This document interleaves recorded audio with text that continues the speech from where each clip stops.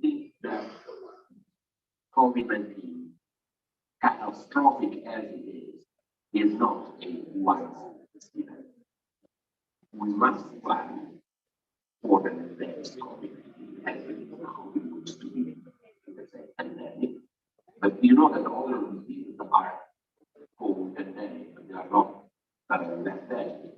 Look at tuberculosis. Tuberculosis is pandemic, but it's not. That's right. And then we need to plan for the future risks of more frequent and severe pandemics. And then we need to vaccinate the majority of the population in all countries. And we need also to better equip our world and detect, prevent, and counter another major threat outbreak that could be worse than COVID-19. So let's be proactive. Let's don't forget what happened. And actually, the world had been warned before COVID-19 by different organizations, different think tanks. For example, the GPM, the Global Preparedness Monitoring Board, was created before, said you need to prepare for the worst. You need to prepare for the rapidly spreading lethal respiratory pathogen pandemic. That was before. Nobody listened.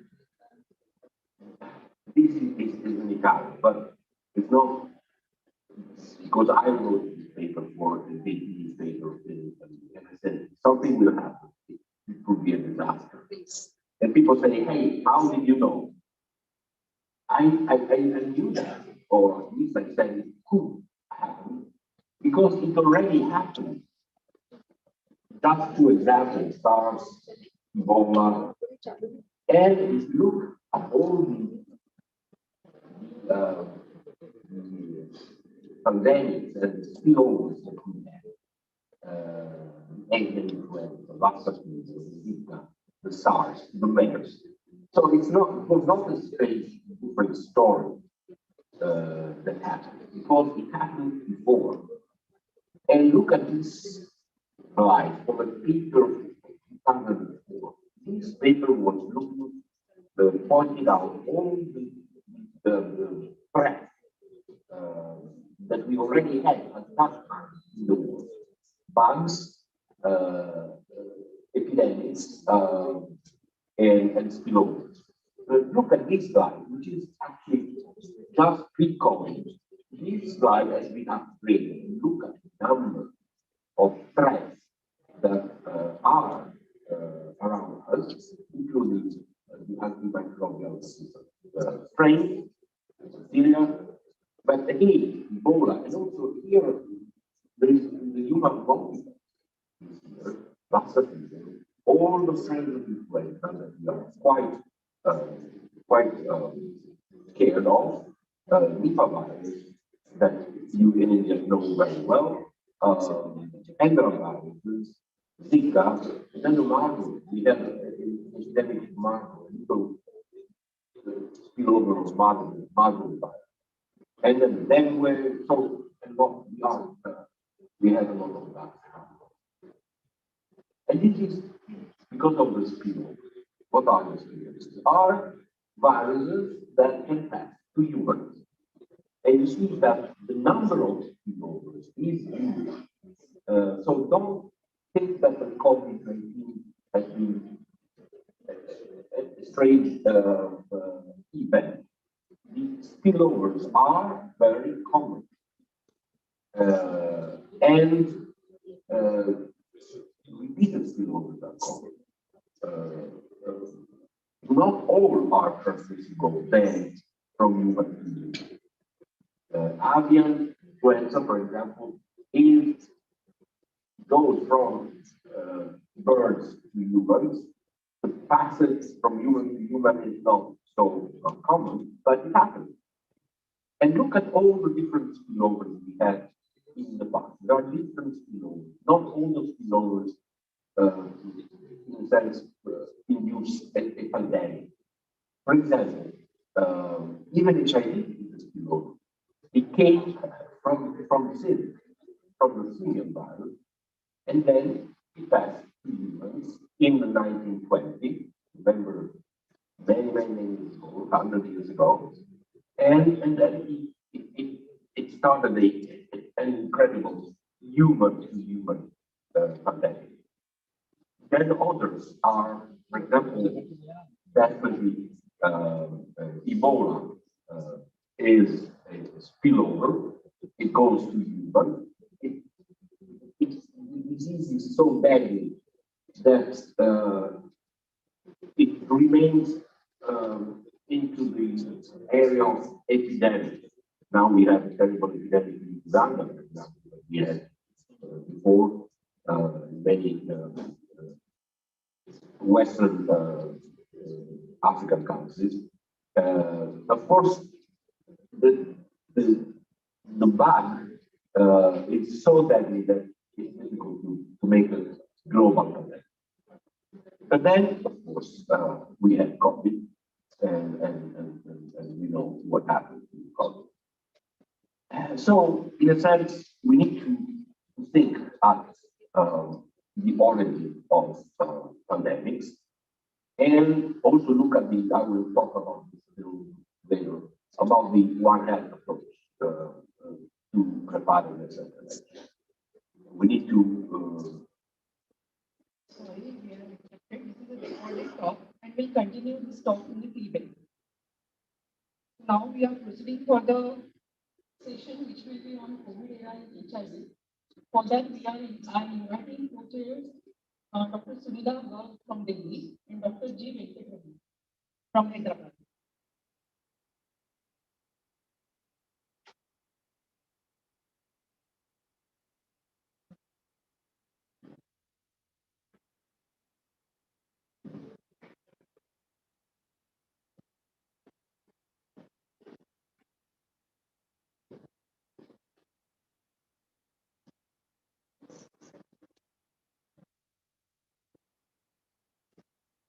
Good afternoon, everyone. It's a very important session. All sessions have been important, but particularly now, just, we have gone through the pandemic. We've not gone out of our lives yet, but we will be, many of you will be interested to know about COVID and HIV. With me, I've got Dr. Venkataraman. So we'll be starting with the first session, COVID and HIV, what happened. So may I invite Dr. Naveen, please.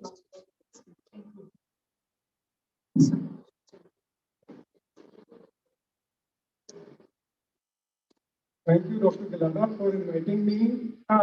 So COVID and HIV both are very emotional topics. We started with HIV, and when we started, there was nothing. And similarly, COVID came, there was nothing. So in HIV, the main thing was doctors or healthcare workers were always being blamed for that they don't take care of patients, and so many things happening. And then what was the crux of how to handle that problem? There was so much of stigma, so much of discrimination, and confidentiality had to be maintained. If we had handled these three things, plus we had handled post-exposure prophylaxis, then we have handled HIV. So HIV we handled once we took care of confidentiality part for the patient, for discrimination part for the patients, and for the stigma part which was attached to it. But most important issue was post-exposure prophylaxis for the healthcare workers. Until unless we took care of that, we were not able to take care of so many needs of our healthcare workers. Until unless we take care of the needs of healthcare workers, it's very difficult to handle any epidemic, any pandemic, or any infectious disease, or any disease for that matter. So healthcare worker is the most important thing. And similarly, so that is where we contributed. We did have a study in names, and in 3 days, NACO brought out the order that it is the responsibility of each hospital in 1999 that they have to provide the post-exposure prophylaxis medicine. So once you have a medicine, you are assured, because needle stick injuries and all these things are so common, so important. So once they are taken care of, then everything was taken care of. Similarly, in COVID, what happened in AIMS was I was made chairperson of COVID task force. So there was a task force, there was no task force, there was just a chairperson. And suddenly you have been given a responsibility to do this, and then your anxiety is at its peak. How will you handle it in a hospital? In hospital, how will you take care of your residents? How will you take care of your healthcare workers? Those residents and healthcare workers are most important, I must say that. Until unless you take care of them, then they will take care of the patients. Once they will take care of the patients, then only public education and they go simultaneously. So it was very difficult thing to handle, but I would say I was very fortunate. I was very lucky that we had a team. So these are the residents. We have infectious diseases. There are only few of them. Some of them might be sitting here also. But these are the people. These plus, I would say, 100 more people. They made out the guidelines. The guidelines which came in COVID, they were because of these plus few other people. Overnight, we will make testing guidelines. Government will get it. They will release it. Similarly, home isolation, treatment guidelines. So name a guideline. All guidelines were made in that room during that period. Rest people can claim we did this, we did that. But the actual fact is everything happened there, and there were controversies, and these guidelines were changed I would say every day. So things were so difficult, and now I have to speak, but so it's a very emotional topic. If you look at these guys, Shivdas, he's the guy who was smart enough to look at the needs of HIV. He did testing in them. He during the lockdown time, he looked into why people were not coming. If they were not coming, what were the reasons and how it had to be done. So these are the guys, they came with their own innovation. They did not need to be told. They came on their own ideas. Anvita and Ankesh. Today we have 280,000 views. First PT, how to down and how to doff. They made the first video without our saying anything. They made the first video, and you see 280,000 views at this moment.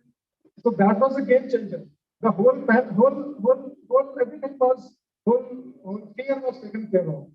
And then this guy, I'm forgetting his name, but Rohit, he stayed in Jhajjar, NCI Jhajjar for 2 years. We did not change his posting from that. He was resident. We did not change his posting because we wanted that in Jhajjar, our system should not change. Our system should not change. So he stayed for 2 years. Devashish, what should I say? Our first Lancet ID paper, it was driven by him, which real-time effectiveness of Covaxin. And so many, these were the guys who were spies. They were the guys who did the ranking of the whole hospital, how we will convert this into a COVID crisis when the crisis will come. Because we had seen that there is going to be a wave, and this wave is not going to be handled by any one of us. It is going to be beyond imagination. So what I'm trying to say is that so many emotions are involved, I can't say anything in 20 minutes. And was I thinking about HIV? I was not thinking about HIV at all. Because COVID was the volume, the magnanimity, and the sheer fear, and how to handle with no medicines, no trials, no concept, only conceptualization was there. So if you think that I was thinking about HIV, being a HIV person, I was not thinking about HIV at all. And maybe this was happening with all of you guys. We know that they were not coming to ART training during lockdown. We know they have faced problems, they had job problems, migrant workers have problems. So this is all, these are all things which happened, but ultimately we managed it well. Country managed it well. It was one country, one plan. The whole government made 9 empowered groups. Those 9 empowered groups with whole government machinery working only to handle COVID as a whole, and HIV was a very small part. There was other immunosuppressed patients also. So HIV, I would say, was a small part. But now we have to make a lot of efforts in HIV so that we can maintain that 95% of immunosuppression our patients were on ART, 95% are immunosuppressed because many of them had not taken their antiretrovirals during that period. So this is a tale of two viruses. One is chronic infection, one is acute infection. You see HIV, we know it was mainly through sexual route, and this was airborne, and this was very difficult to manage. And it came from Wuhan, and what happened was government was very aggressive. Our first rehearsal, I would say, mock drill, they call it mock drill. First mock drill was done before the patient entered in our trauma center. And it was in the country. It was not. So that is the level of preparedness during the first wave was. People still say that it was over preparedness. It should not have been done. But the kind of wave which we saw in Delta variant, it was unimaginable. We know that we had no beds. We know we have not been able to take care of many patients.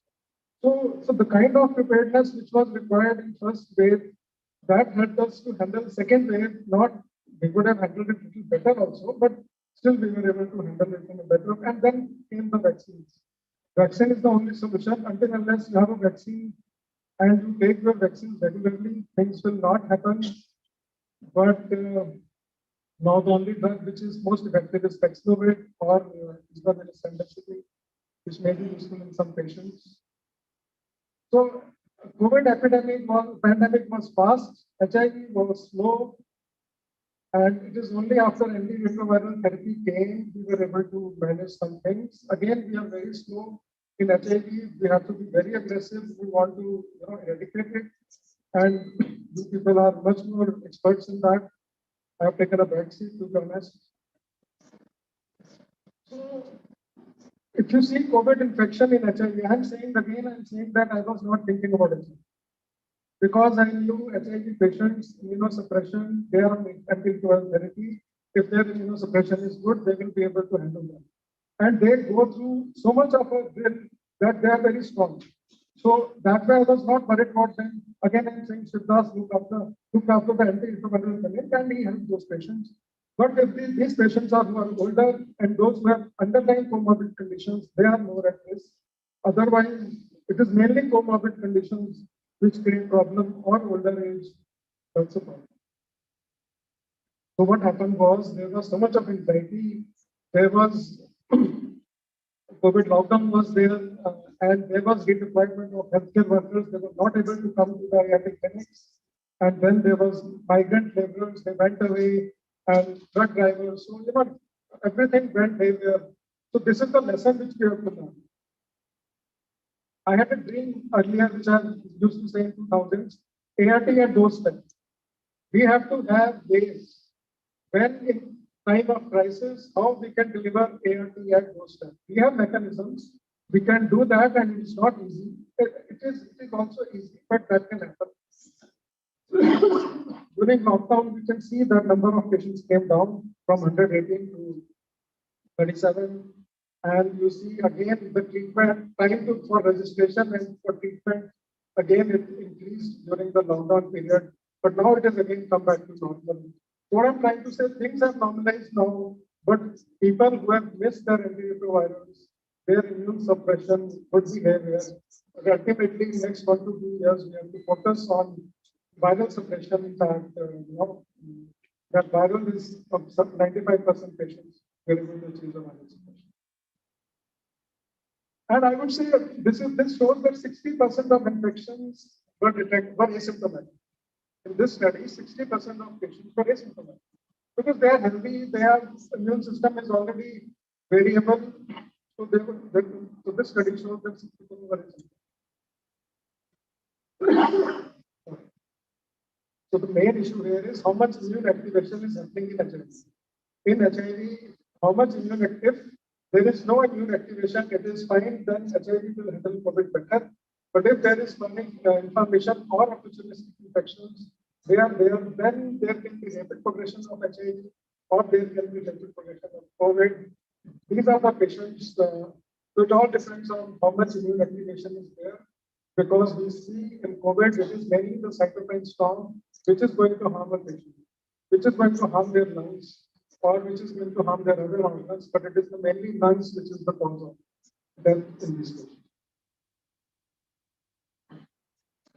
So mainly what we see is that in HIV, the hypothesis is virus may replicate for a longer time. That is the only concern, but if your immune system is good or in control, it will take care of the viral replication. But patients who are more at risk will be those who have opportunistic infection or their CD4 count is low. Or patients who have chronic inflammation, those who are rated professionals, they might be the patients who are more risk for COVID. Now you look at this. This is the COVID registry data. We have 16,000 HIV patients and around 180,000 non-HIV patients. And thank you. So we look here, ICU admissions were less than HIV patients, 3.2%. While in non-HIV patient, ICU admissions were 6.8. I'm not telling you to interpret or interpolate anything. What I'm trying to show here is that the ICU admissions were less, however, mortality was higher in HIV patients as compared to non-HIV patients. But what was also important was comorbid conditions like cardiac disease, kidney disease, chronic liver disease. They were more in HIV patients as compared to non-HIV. So it is the comorbid conditions which are important in HIV patients.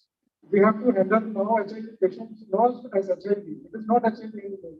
It is the comorbid conditions which is which will be very important. And again, severity risk is more in patients whose CD4 count is less than 200. It is on the higher side and they have high risk. But this is important. Mortality is not more in HIV as compared to non. So that is why I was saying that I was not even thinking about HIV. We had malignancy, we had leukemias, we have CKDs, we have chronic liver disease. All these patients have to be taken care of. And this has to be taken care of by the whole hospital. It is not the one medicine department or some other department or medical care department. It is the whole hospital.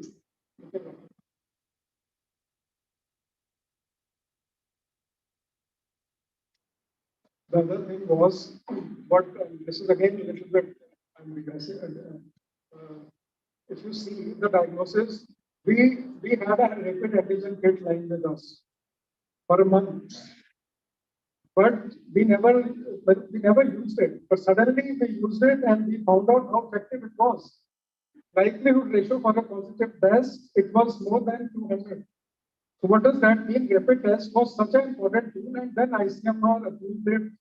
On basis of this study, ICMR approved the rapid test, and we know how useful rapid test was in our second wave and then during the Omicron wave. The other important test was giving multiple pricks is not easy. All the time you keep giving a prick, it's not easy. And every week you have to get tested, ideally at some places. So Gargle, we looked at this Gargle-Lavage study. Gargle-Lavage in normal saline was equivalent to swab. So that was another study, another point which we came up during this period. And this was stable at 4 degrees centigrade.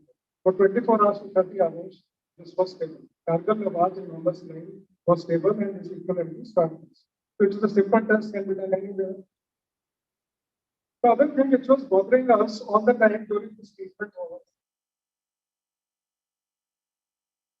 because ultimately, when you said your main person, they will tell you how to treat also. So it is not easy to treat those patients at that time when they were so sick, COVID patients. So our residents, they did minimally invasive tissue sampling. This is called SIX. So we did the postmortem biopsies in 100 patients to know actually what is happening in their heart, what is happening in their lungs, what is happening in their kidneys, and what is happening in their liver. We wanted to do brain also, but we did not venture into it because time was less and it was a very sensitive time at that topic. So what we see was that there was in varying, these lung injuries were in varying stages in different patients. Some patient was in diffuse exudative state, acute stage. Some patient had acute bronchopneumonia, and some were in late stage organizing pneumonia. So it was a diffuse lung injury. And this lung injury is most important and is one of the important causes of death. all these patients were sick and they showed acute tubular necrosis. But there was no evidence of microthrombosis. I would like to add here, all our patients were on Clexane, so that could be probably the reason they were not having microthrombi at different places. Liver was almost fine, there was some total inflammation, and heart was borderline myocarditis was rare. So what we are, these were a lot of life is going on. Sudden deaths. There are other causes of deaths as well. We have to, our lifestyle has gone for a 6. So we have to keep, I'm talking of these patients, these postmortem biopsies, so were done in a patient who died of acute COVID. So in HIV, there are some studies and there is no evidence to suggest that there is increased lung injury or there is possibly there might be a reduced lung injury. And these 8 patients, they have shown diffuse alveolar damage and there was evidence of pulmonary embolism. Coming to this treatment guidelines, then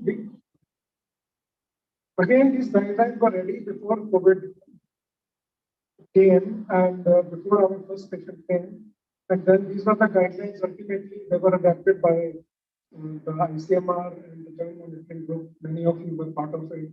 And that is how these guidelines were given to the country. The states have used their own guidelines as well. People will say there might be some ifs and buts, but the situation were like this, but we have to do it.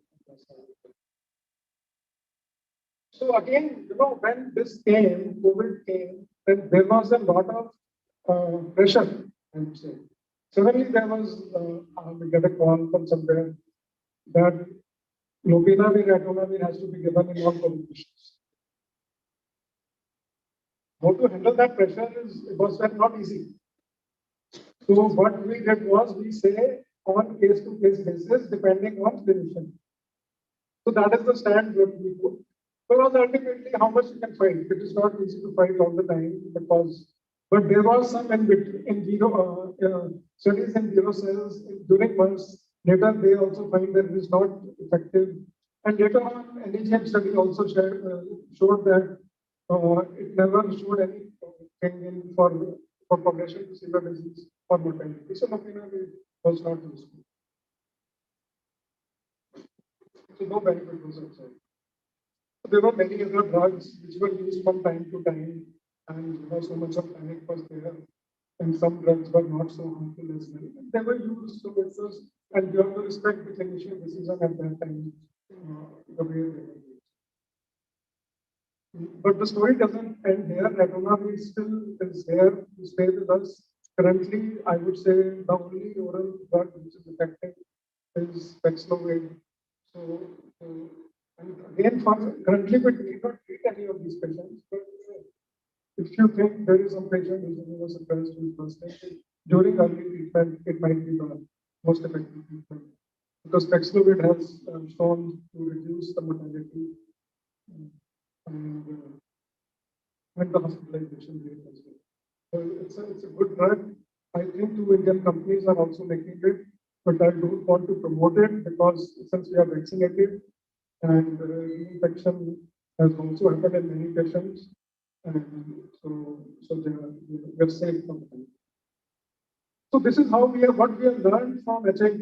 What we have learned from HIV was implemented during COVID. That's the point which I wanted to stress. I forgot in the beginning probably that it was my training in HIV which made me do all these things, which brought out the concept of post-exposure prophylaxis and pre-exposure prophylaxis.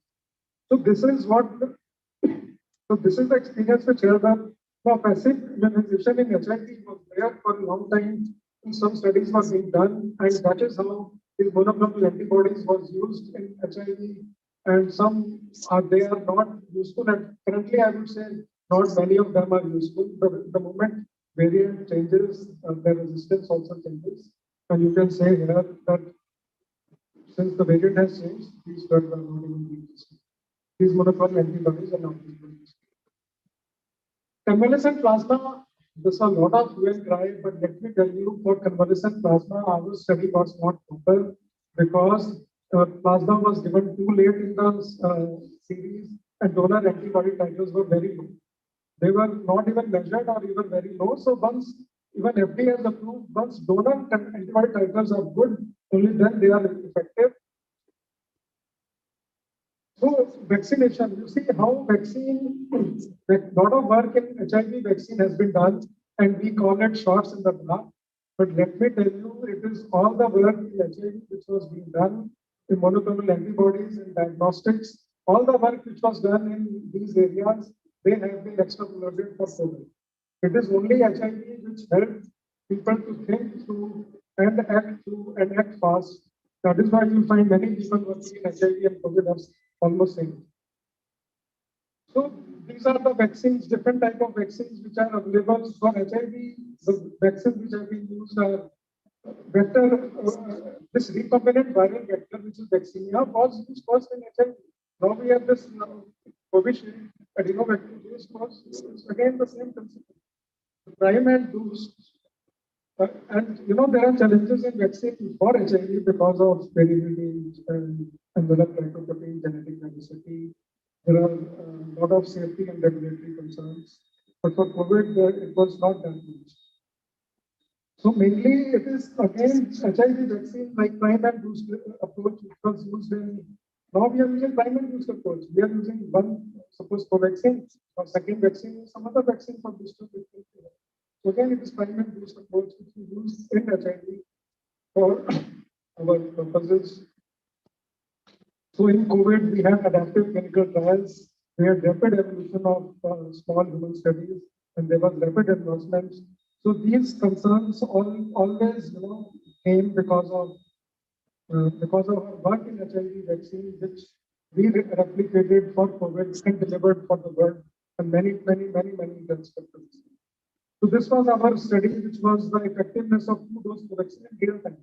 This was published in Lancet, and it was done by Devashish, and it shows effectiveness of 50% in Delta variant. When infectivity was at its peak, immune invasion was at its peak, even then it was 50%, and at that time many vaccines have failed. And if you look at the seroconversion in HIV patients, it is 100%. In our patients, when we are doing this study, we did this study, the seroconversion was in all patients, 100% seroconversion was there. Whether it was because of COVID or plus the vaccine, or it was because of vaccine, so it can be extrapolated, but it was 100%. So overall, if you see, vaccine efficacy is good in HIV patients, except in CD4 count is less than 200, or those were co-infected with CMV. So what solution is there? We have to be prepared for ART or DOTS at the doorstep. If DOTS we can give at doorstep, the same mechanisms can be used, and then we have to have strengthening of this electronic medical record so that we know this patient has not taken ARV. Ultimately, if you look at final solution, our experience with COVID and HIV and antibiotics, we talk of One Health, but I think we should talk of one science. This is bat. COVID came from bat, I don't know. HIV came from where, I don't know.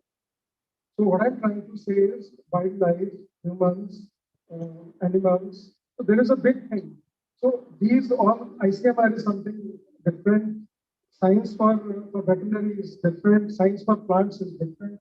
So ultimately, if my one message, if I want to give today is, which I've been giving for last years, that until unless we bring the concept of one science, one health will also not. Thank you. Thank you, Dr. Talk, and I'll say that you both have been personally one person that in 2020 COVID hospital, and also the first center to start reacting amongst 5 centers, where I believe that the WHO consultant money to have the fitness of the state. So also you brought up very important thing that in both the states, it was beginning with government started to manpower capacity building in a chain was in this gray area, but signal that across the world, it was not only India, and similarly COVID, the kind of fear, the kind of discrimination from there across. But also one important message is the as people are now colleagues are getting from here is that then always we tend to go vertically. The outbreak of measles, or an example of how we move the ongoing programs. And personally written one paper in this mass world for disability. Who are suffering from hearing loss, they are used to live. That's why the government was suffering from hearing loss, they should do that. Another thing is that when we need to, have one message about system strengthening. It plays a very critical role.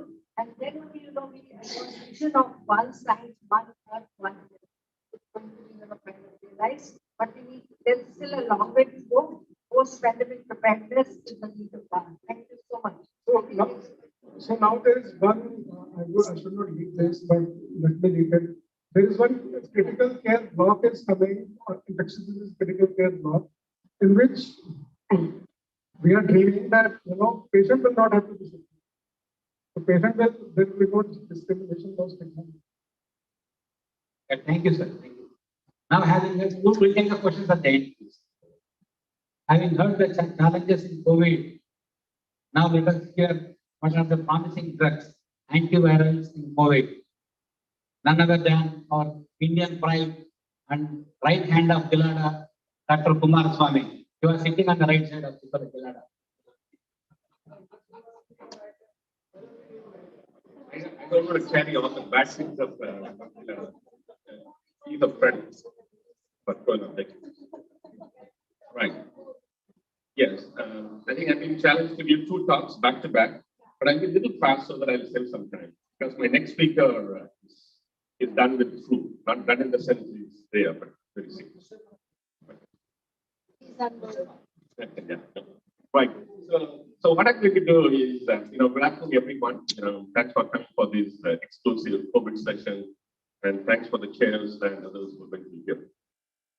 So I'm going to talk to you on antivirals in COVID. Our previous speakers briefly touched upon, but I'll be a little talking a little more different version. So this is something I data till yesterday, where India ranking number 2. Again, we do not know whether we are number 1, in these terms of numbers, because we're not testing enough, we're not reporting. It's only reported, right? So we reported a lot till the 2nd and 3rd wave. So one in the tracks is all people who died. So in India, we lost 530,000 people. And in the so-called United States of America, 1 million people died of COVID. So here, 130,000 of COVID. And again, these numbers keep changing day by day. So look for it.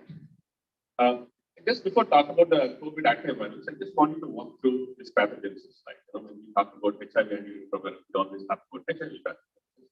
So here is a SARS-CoV-2 virus, wherein you have seen everywhere, because media, everywhere, always talk about.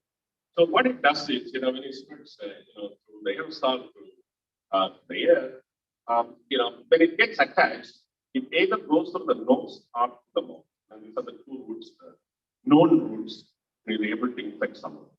So again, you all know that it has got a virus, it has got several proteins and everything. Out of those, one of those so-called spike protein, which everybody knows, which is really responsible for causing this viral transmission.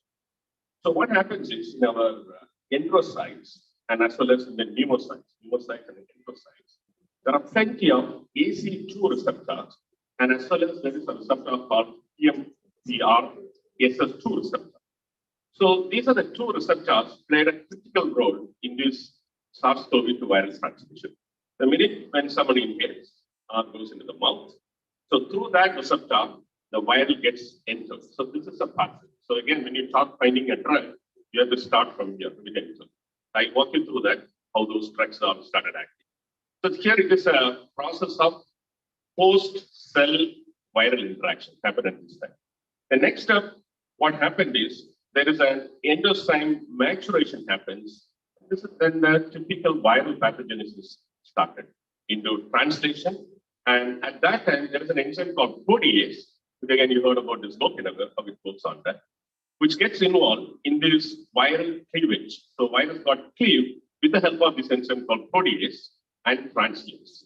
So when it translated, there is another enzyme called RNA-dependent RNA polymerase. We call RNRDP, got involved, and as a result, this got packaged with those typical viral pathogens of endophast, reticulum, Golgi apparatus, all came together by microbial classes, package, maturate, and the variants of the disease. So this is a typical pathogen. That's the viral entry using some receptors. There is an endosome inhibition process, which our host immune response couldn't do that. There was a translation. There's a protease enzyme involved as the cell is cleaved, and there is a translation molecular pathway, and there is another enzymatic pathway on RNA-dependent RNA polymerase. Then the next step happened in all maturates. Next few slides, I'll quickly go through. The previous speaker spoke about this. Again, in the second wave, we found these typical taste and smell disturbances. No one knows. There was a lot of speculation between neurological or some things. No one is still research going on. And very particularly, it's called lymphopenia. They are, those earlier COVID days, we just did the CDC where you have the alteration of neutrophil lymphocyte ratio. Again, you would have had a havoc in HIV-infected people if they would not have an antiretroviral therapy. But also we found in the first and second wave, there's a huge elevation of these various immunological markers, starting from D-dimer, LDH, CRP13, and as well as the 6. Again, because people are not immunized and didn't have enough antibodies to fight against the SARS-CoV-2, and they, the humans which have been infected with this, given scapegoat because of these, all those various immunological pathways been upregulated and cause this disease. So predominantly, it's more a respiratory disease. And in some individuals, it causes ARDS, sepsis, and acute kidney injury. Again, the initial pattern is one of the best study ever been done in COVID at the beginning. If I have a Chinese friends, on 41 SARS-CoV-2 people, at the beginning, they said, we all kept blaming China, but this is something what they got here. So what they found in that is, people who died, they did, they had a short specimen, they did this various immunological follow-ups, and they found that huge upregulation of various pro-inflammatory cytokines, starting from IL-6, IL-10, IL-12. They found all these cytokines have been upregulated like anything. This is something which really informed us really how to manage these people with COVID. If they would not have done this study, probably more and more people would have died. We keep blaming China, they expect this, but they did this study. That was one of those initial pathogenesis. They showed that how it causes immune upregulation and the cytokine storm, which triggered all those various difficult conditions in the first and second wave, and people died of this. Our earlier speakers showed about these autopsy findings. Again, the reports came from China and Europe at the beginning, showing that it produces microvascular thrombosis, which led to various vasculopathy, pulmonary, intravascular coagulopathy, and ventilation, perfusion, mismatch, and as well as led to refractory ARDS, and which led to hypoxemia, and which activated the coagulation cascade, which led to we found all those various ground glass appearance, and people died of this hypoxia.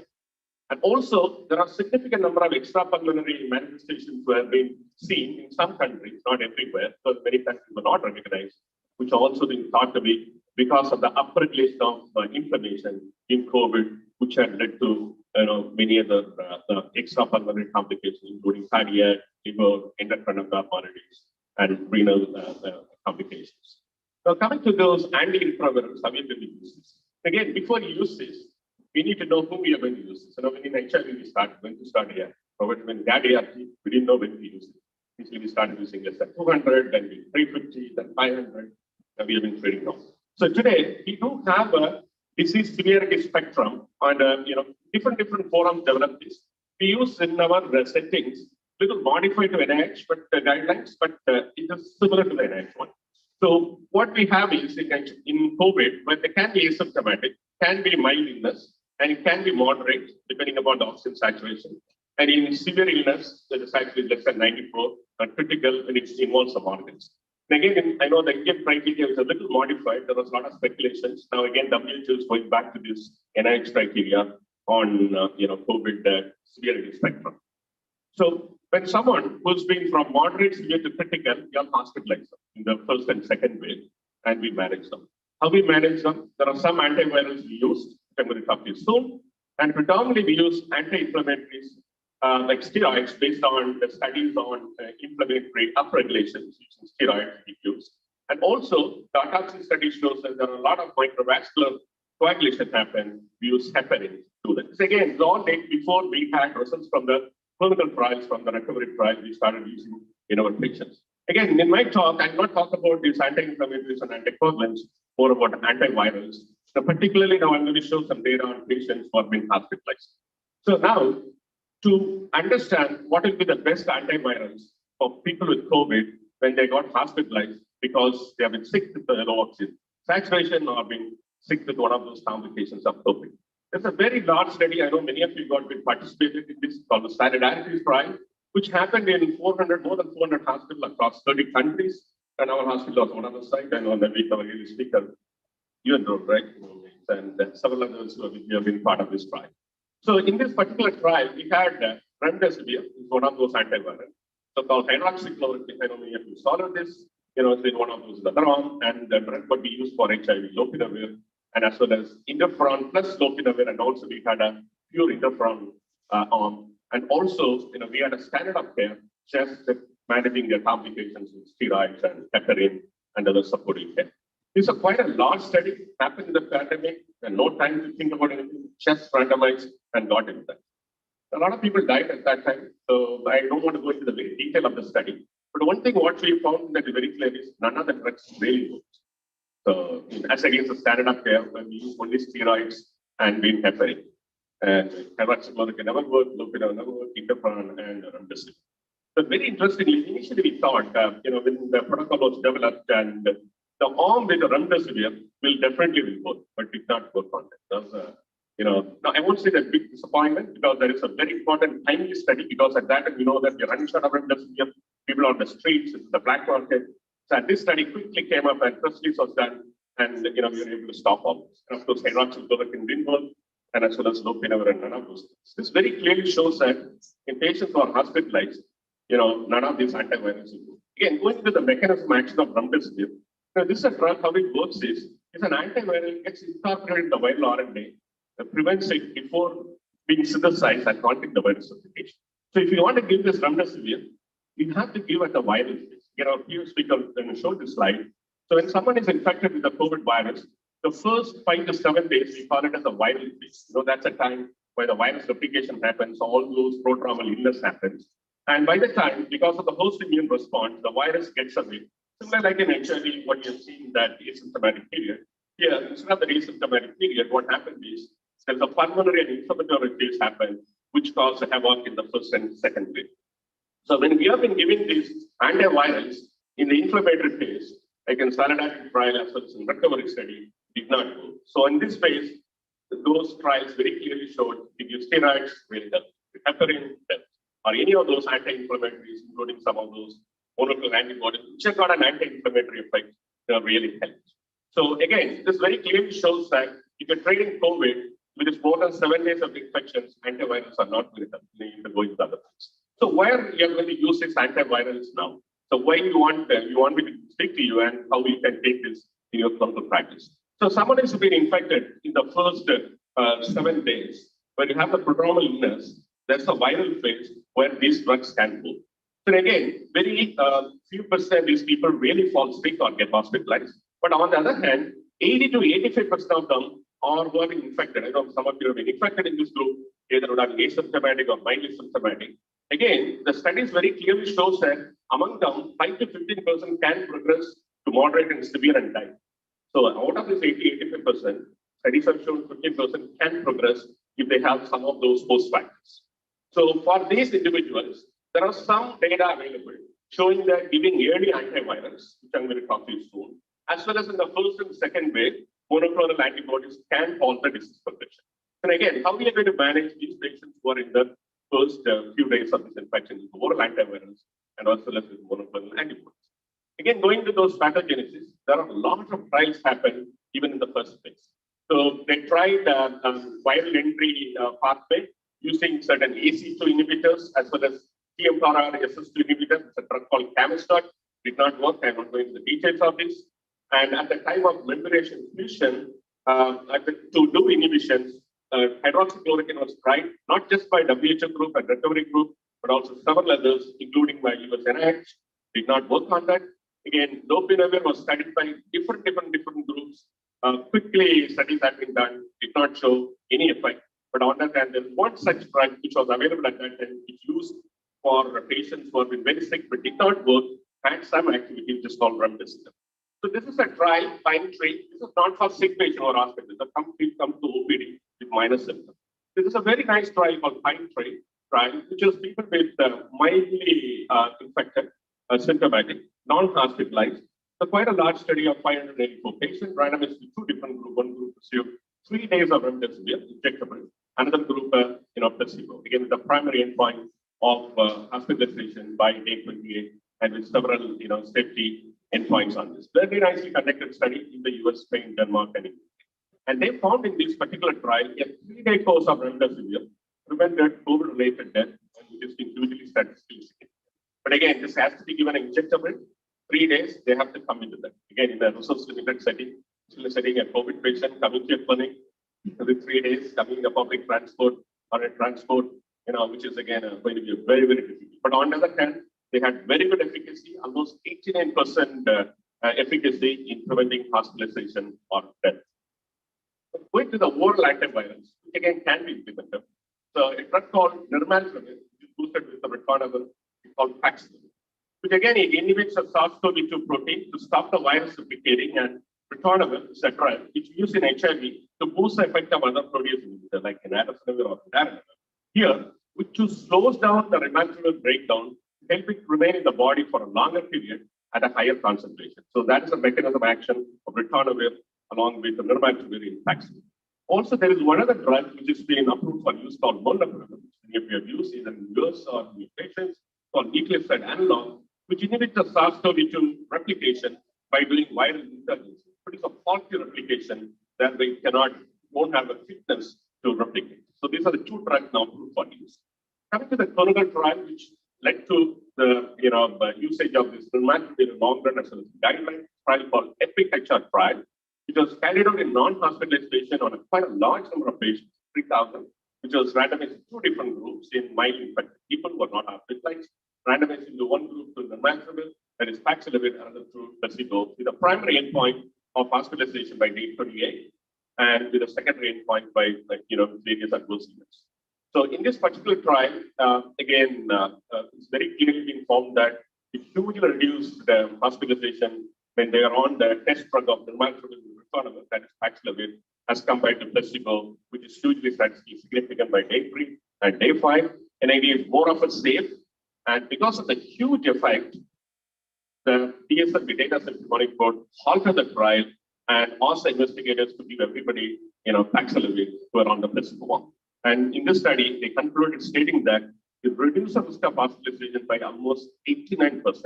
These are people 80 to 85% mildly symptomatic, among the 5 to 15 have a risk of progression where it can do this.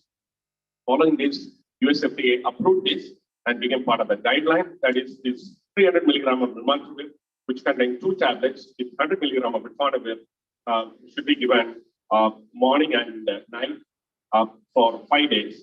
But on the other hand, you need to do some dose modifications if you have a really impairment. And also patients who are taking other cardiac medications, as well as HIV medications, ritonavir boosted drug, darunavir or inadasonavir, it can have a drug-drug interaction, which I walk into at the end.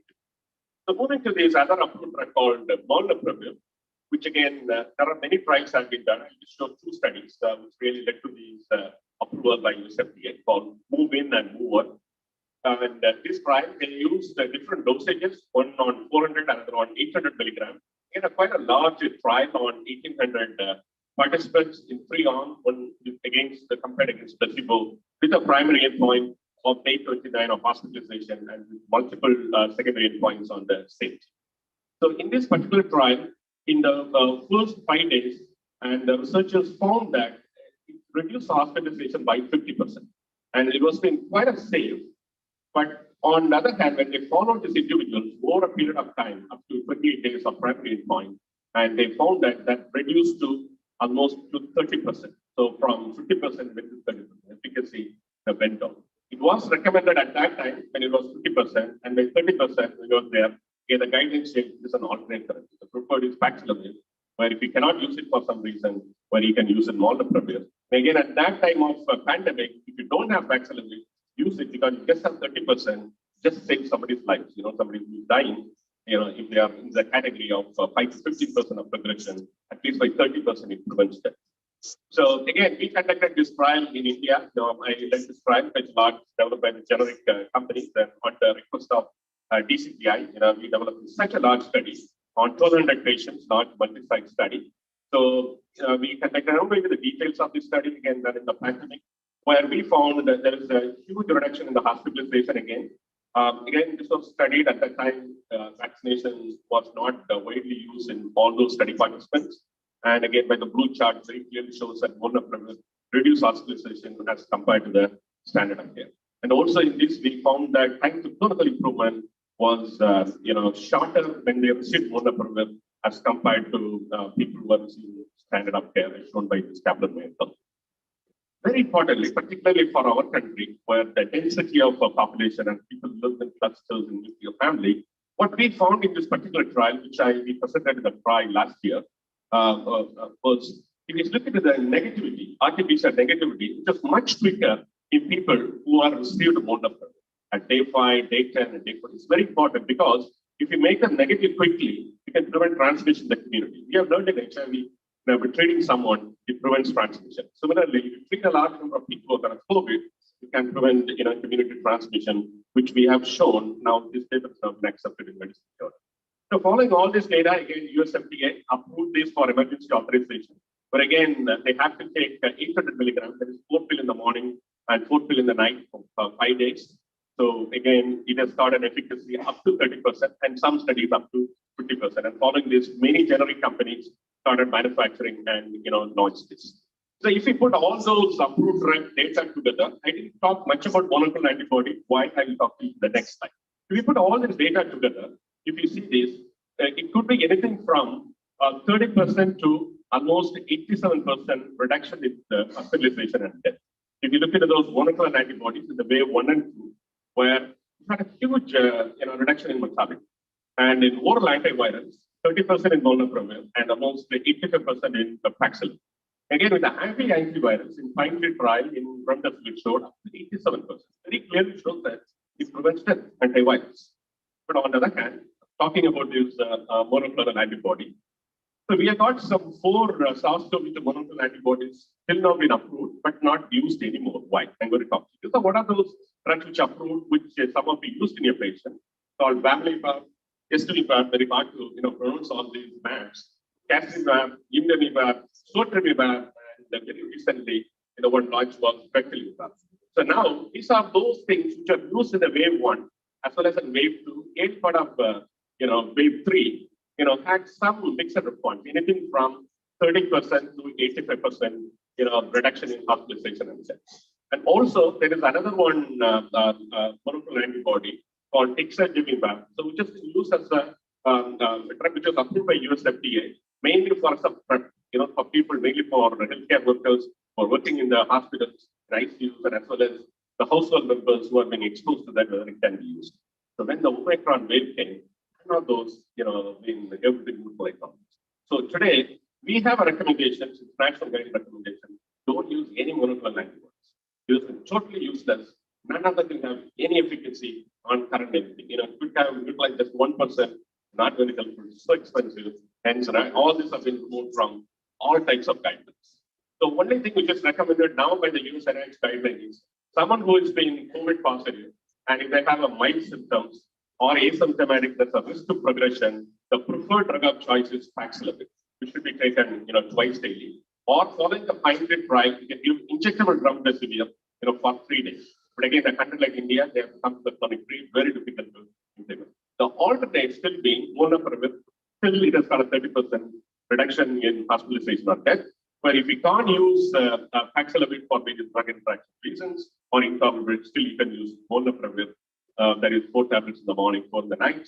And again, it should be twice daily for 5 days. Only it should be in the pill burden, but otherwise, such a safer.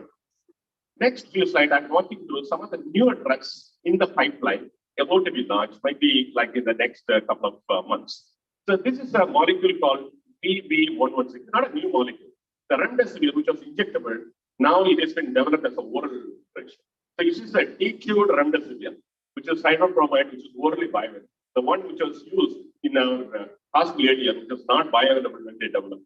When they didn't retune the molecule, it's been bioavailable.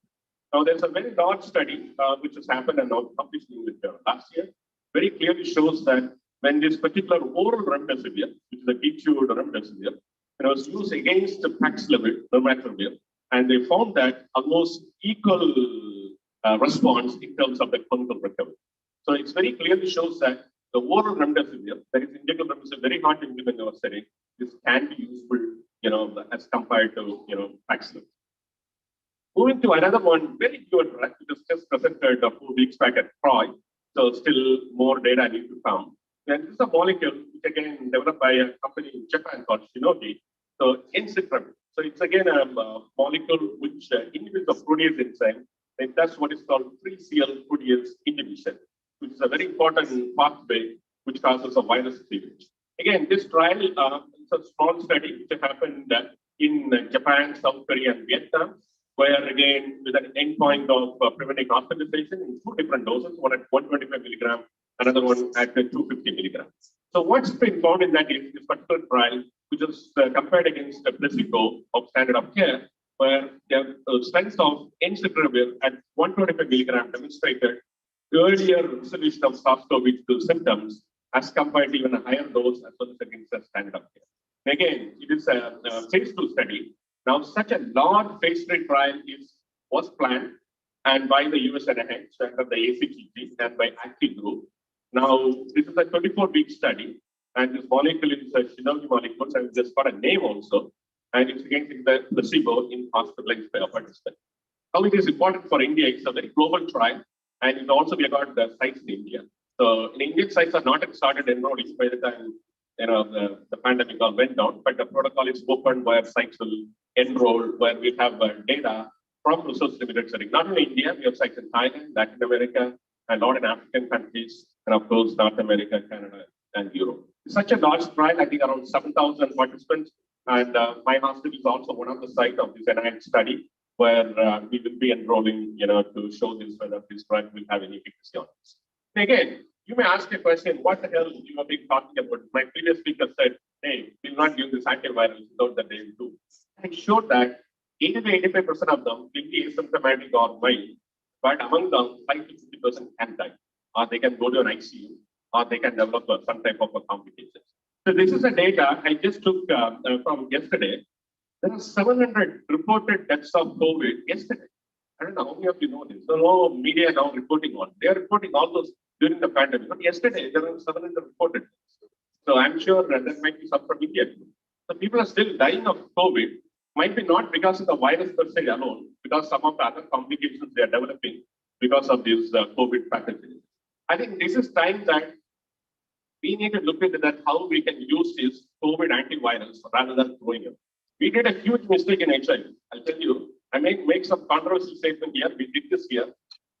We discussed about starting everyone on HIV treatment at that time, which many policymakers didn't believe that. Then after several decades of doing clinical trials, now today we are treating everybody. So we had antiretroviral drugs in our backyard, but we treated only people with less than 200 CD4, less than 350, then we updated to 500 for an HPGN trial, then the START trial treated everybody. So today we have antivirals available in COVID, and some of them are already developed by our Indian colleagues here. So, but we are not using them. So, but on the other hand, there are people dying, how we can use it. This is time that we give little more concrete studies, how we can use this effectively to prevent death in these individuals. So today, these are those recommendations, but in HIV, we are also using other drugs for first line, second line, and third line, which you all know that. You may ask a question, hey, if you're using these, our antiretroviral drugs in HIV, what are those drug-drug interactions? The common drug which we are all using now, patients, almost 85% of patients are on tenofovir, lemivudine, dolutegravir, with molnupiravir, no interactions, and with the nirmatrelvir, that's the Paxlovid, with no interactions, and with the remdesivir, monitor the creatinine, but no interactions. So remdesivir itself can cause nephropathy, so you need to monitor the creatinine.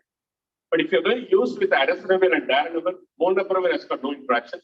But if you're going to use Paxlovid, it's got a ritonavir, you can have a potential interactions. You can again increase the level of darunavir or atazanavir, but we do not know what will happen to the other nirmatrelvir level, because what does in Paxlovid, ritonavir, reduces the breakdown of nirmatrelvir. So whether it will be efficacious or not, we do not know at this time. And also, if you're using remdesivir along with the PI, again, monitor PI. Otherwise, it's been very safe. With our TLD, you can use all these drugs on this. My concluding, my first part of my talk is there is an evidence very clearly for the benefit of oral antivirals in mild patients. Again, we can debate this around, but again, one day I'm very optimistic we'll be using in all our COVID patients when they are mild or asymptomatic. Remdesivir, we threw it away. Now it's coming back. Definitely reduces time to recovery in patients. It's given, very early. Steroids, no doubt in that people who are sick and who need oxygen, who need help, don't abuse it in all COVID patients. Heparin, we used a lot, definitely prevented death.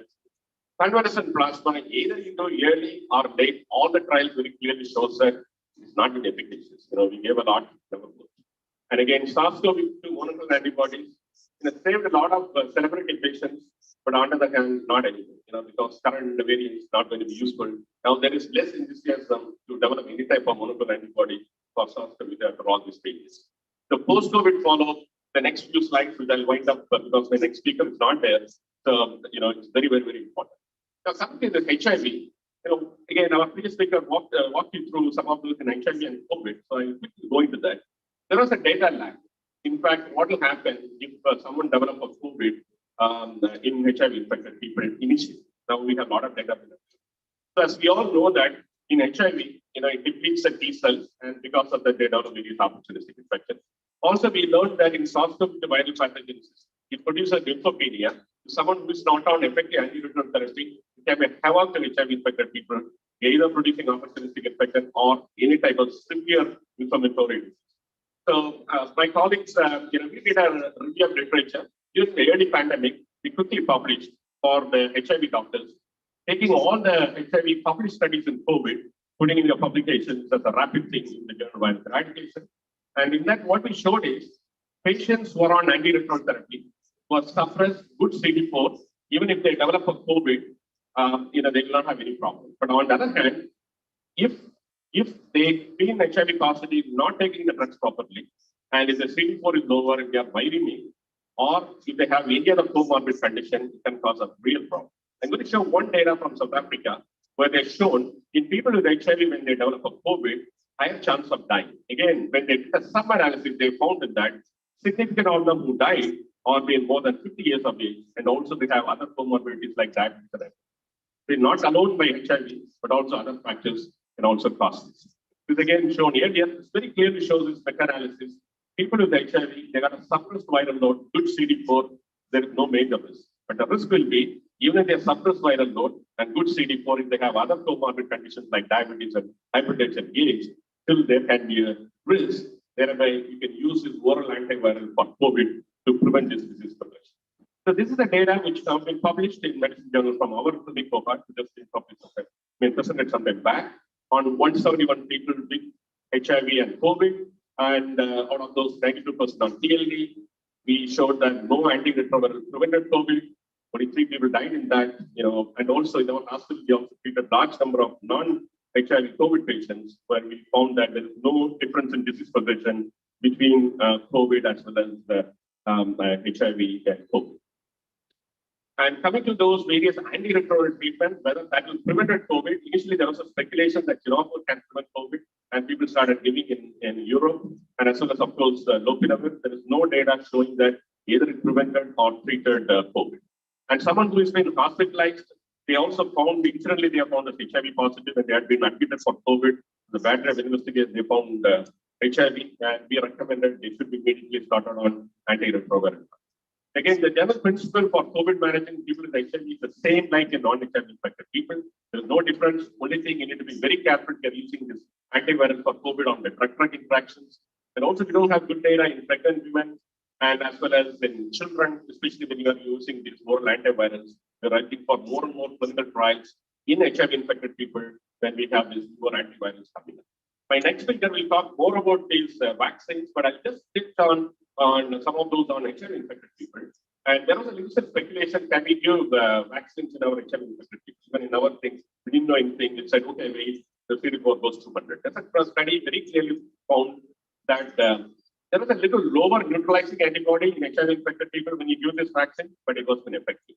But on the other hand, there was a breakthrough infection up to 44% seen in HIV infected people who have been vaccinated. Of course, it is not new now. Now it's almost 100%. I think everyone who are vaccinated, they have been reinfected. But on the other hand, how many of them will be hospitalized? That will be a critical question. So one thing is very important is, I think next speaker might speak more on this, is on the antibody response of people in HIV when they have been vaccinated. What's been found in that is there is no difference in terms of antibody response in HIV infected people and when they have been vaccinated. So that's very important that they are all fine. They have been doing it. You don't need to say that their CD4 should go to more than 200 because some of the vaccinations, when you use HIV, when the CD4 more than 200 better efficacy, they are able to see there's no difference between any of those response. And just, because there's some other slides I pulled for my next speaker about long COVID. So there is a WHO clinical case definition. So what it is long COVID is, it's a new definition. I know the definition kept going again and again. So it's a newly onset or persisting symptom 3 months after an acute episode of COVID, which impact daily functioning and were not pre-existing symptoms before SARS-CoV-2 infection. It's a very vague definition, but there was one validated definition now. So there is a very large survey currently going on where the programs report to this particular site, and the report that almost 145 million new cases of long COVID between 2020 and 2021. Such a large number of people. And again, out of those, 90% were from the non-hospitalized. So here, people who were not treated with any antivirals, they were not received any treatment, just subtle treatment, they reported more of long COVID and 64% in females. And again, in 2022, again, 94 million new cases of long COVID have been reported globally. And when the Omicron and the effect of vaccination, the risk to long COVID has come down dramatically. Again, 1/3 of the previous. I'm just pointing. Again, the risk came down previously. It very clearly shows that the long COVID things, came down dramatically down, with the new variant and the vaccination down. Again, what are those post-COVID things? Again, you all know that, people complain of fatigue, myalgia, persistent cough, dyspnea, sleep disturbance, and brain clot, and worsening of the comorbid conditions. Tuberculosis is on the rise now. That might be, we feel that it could be a post-COVID effect. And in some patients, the mucormycosis, particularly in the babies. Again, you may ask a question, what is the pathogenesis behind this, long COVID? So here again, I will bring in why you get antibiotics. This very clearly shows that there was a higher PD-1 expression and raised inflammatory markers, which are all associated with the risk of long COVID, including with IL-6, alpha, and IgG. So again, why I particularly showed this slide is, if we have antivirals for COVID, if we make a virus multiply, there are every possibility there is some upregulation of inflammation, which can lead to this post-COVID effects. So again, this post-oral antiviral, we have an effect to prevent hospitalization and death, which could be anything from 30% to 85%. Also, there are every possibilities. We don't have a good randomized trial data. There are every possibility there should be a reduction in the post-COVID effect. And again, another one, we speculate, make a controversy statement, treat everyone who has got a COVID. I'm doing why I'm saying that as physicians who are sitting here, what advice you can give your patient other than your general messages. Make sure that all your patients with HIV stick to antiviral treatment and avoid medications. Don't change any effective treatment. They're on TV, don't change your PA or any therapy. And also, very importantly, we found from data from the US, from South Africa, and from other countries, with HIV, if they have any comorbid condition, higher risk of progression to COVID. Make sure that they adhere to your diabetic medication, hypertensive drugs, and cardiac medication. Of course, COVID vaccination. Again, thank you again. Thank you. UCT elaborated on the antivirals available for COVID and what are the precautions and counseling to be done and when to use for antivirals to take appropriate benefit and for the betterment of the patient. Thank you very much. Long journey of epidemiological perspective, pathophysiological, 5 trials, and plus, the rule of movement. That, we have very important issue now, immune response to SARS-CoV-2 vaccine. Do we need boosters? This is there in everybody's mind, and Dr. Chandran will get.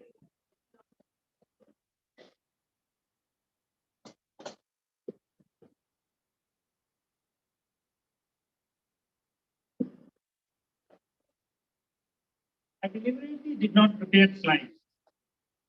I knew that the talk will come after 3 talks. So I'll focus upon the question. The question here is, do we need boosters? In fact, boosters are already being given. So I thought the right question would be, do we need repeated or regular boosters? And that's what I'm going to talk about in next 15 minutes or so. Let me start with the answer. My answer is on a spectrum. On the most optimistic side is maybe, and the realistic side is unlikely. So the question, do we need a regular COVID-19 vaccine boosters? The answer lies between maybe to unlikely. Let me now delve into it with 4 aspects: immunology, vaccinology, virology, and epidemiology. Now, of course, there is no doubt that everyone needs COVID-19 vaccine 2 shots. Third one, there is a debate because it depends upon whether vaccination happens before natural infection or after natural infection. But 2 shots of COVID-19 vaccines are required because this was a new pathogen 3 years ago. No, everyone was susceptible, no one had fast immunity. So providing 2 shots, priming, boosting effect will provide protection from moderate to severe. The other thing which originated in virology, that the virus has continuously surprised everyone. Of course, nobody had expected such kind of severe impact of COVID-19 pandemic. But even the evolutionary virologists who have studied viruses throughout their life, the virologist in Australia who first isolated the entire genome of SARS-CoV-2, when in May 2020, she was asked about what would be the trajectory of SARS-CoV-2 virus or COVID-19 pandemic. She refused to answer the question. She said that she's not in the business of predicting what is going to happen. So a year later, when COVID-19, India's second wave, which was first in a sense with the Delta, happened, and she was once again asked this question.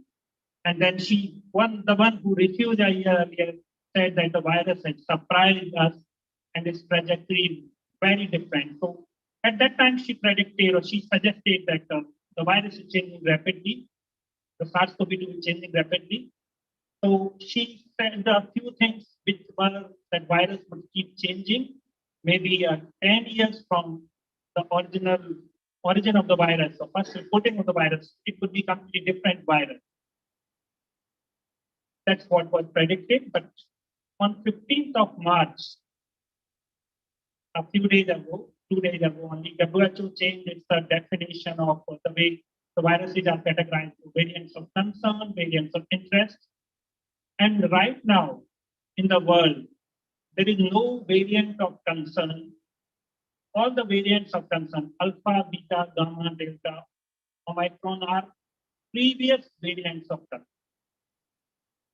So there is no current variant of concern. What it means that something, a variant which either it can cause severe disease or immune escape or other new features does not exist right now. So this has happened for the first time in last 16 months, that a no new variant of interest has emerged. I'm saying this in a considered manner that alpha, the variant of concern, though designated in April, May 2021, but actually had originated August and September. Within 8 or 9 months of first reporting of SARS-CoV-2, first variants of concern had actually changed. And now there are 5 variants of concern, but in the last 14 months, there is no new variant of concern. That in a sense gave an assurance that virus is changing, or that change, but it might not be changing that much. And that is also a message that it may not be the way flu viruses are there, that every year you have a different subtypes, 4 types of influenza viruses. So at a certain point of time, there were discussions that it might be flu-like situation. that every year you require a vaccine, that situation might not be there, because what we are seeing right now, there are sub-variants or subtypes of SARS-CoV-2, but they are very minor variations, unlike the flu viruses. And if that is the scenario, we may not need annual COVID-19 booster shots. Having said that, let's go to the immunology part. We know that giving 2 shots of vaccine, no matter which vaccine we give, there is a decline. Giving 2 shots of vaccine first, there is a development of antibody and protection, which may range for different vaccines of 50% to 90%. But all vaccines provide protection with 2 shots. We also know immunologically that the antibody level declines over a period of time. In the first 2 shots, the antibody level will decline. But considering there is a regular exposure, and Naveed will also referred about that the virus is already circulating, and then subclinical or regular exposure to the virus in the community, that decline in antibody will be naturally boosted, and SARS-CoV-2 is all around us. So that boosting is already happening. So we might not see much of the decline in antibody. That's one. Second part is that in COVID-19 vaccines and induced immunity or antibody level, there is no correlate of protection. So we know that we need antibody protection after vaccination, but we do not know what is the level of protection. So if there are antibody, which is more than enough. So there is no point of giving an additional shot to get an additional quantity of antibody. So additional quantity of antibody does not benefit. So that's why that cannot be logic to give another shot of vaccine. Third is that we know that level of antibody decline, but the effectiveness after a certain period of time will come down from a certain vaccine, which is 80%, 75%, 70%, even with the new variant, slight reduction. The logical question is that if you give an additional shot, the reduced effectiveness will go up from, let's say, 65% against a newer subvariant to 75%, 80%. Is that worth doing that kind of vaccination? Then somebody who has used a vaccine which has a 95% efficacy, but then if with the time it decline, protection decline vaccine against new variants 80%.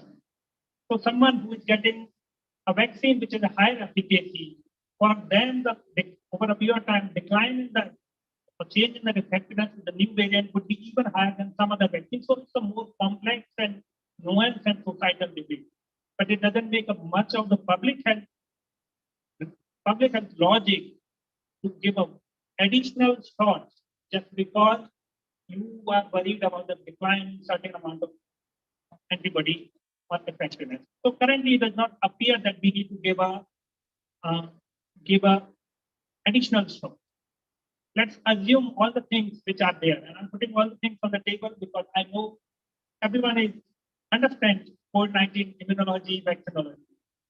The point is that giving additional shots, so there are sufficient scientific evidence that giving a third shot provides some additional benefits, but giving a fourth or fifth shot does not provide much of the advantage.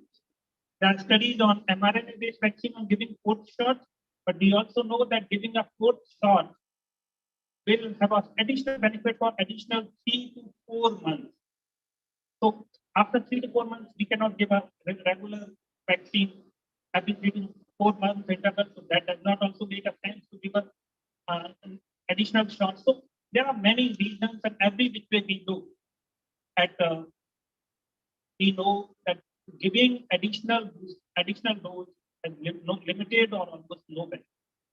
But most importantly, even if we assume all of those things, most importantly, the currently available vaccines provide protection from moderate to severe illness and death.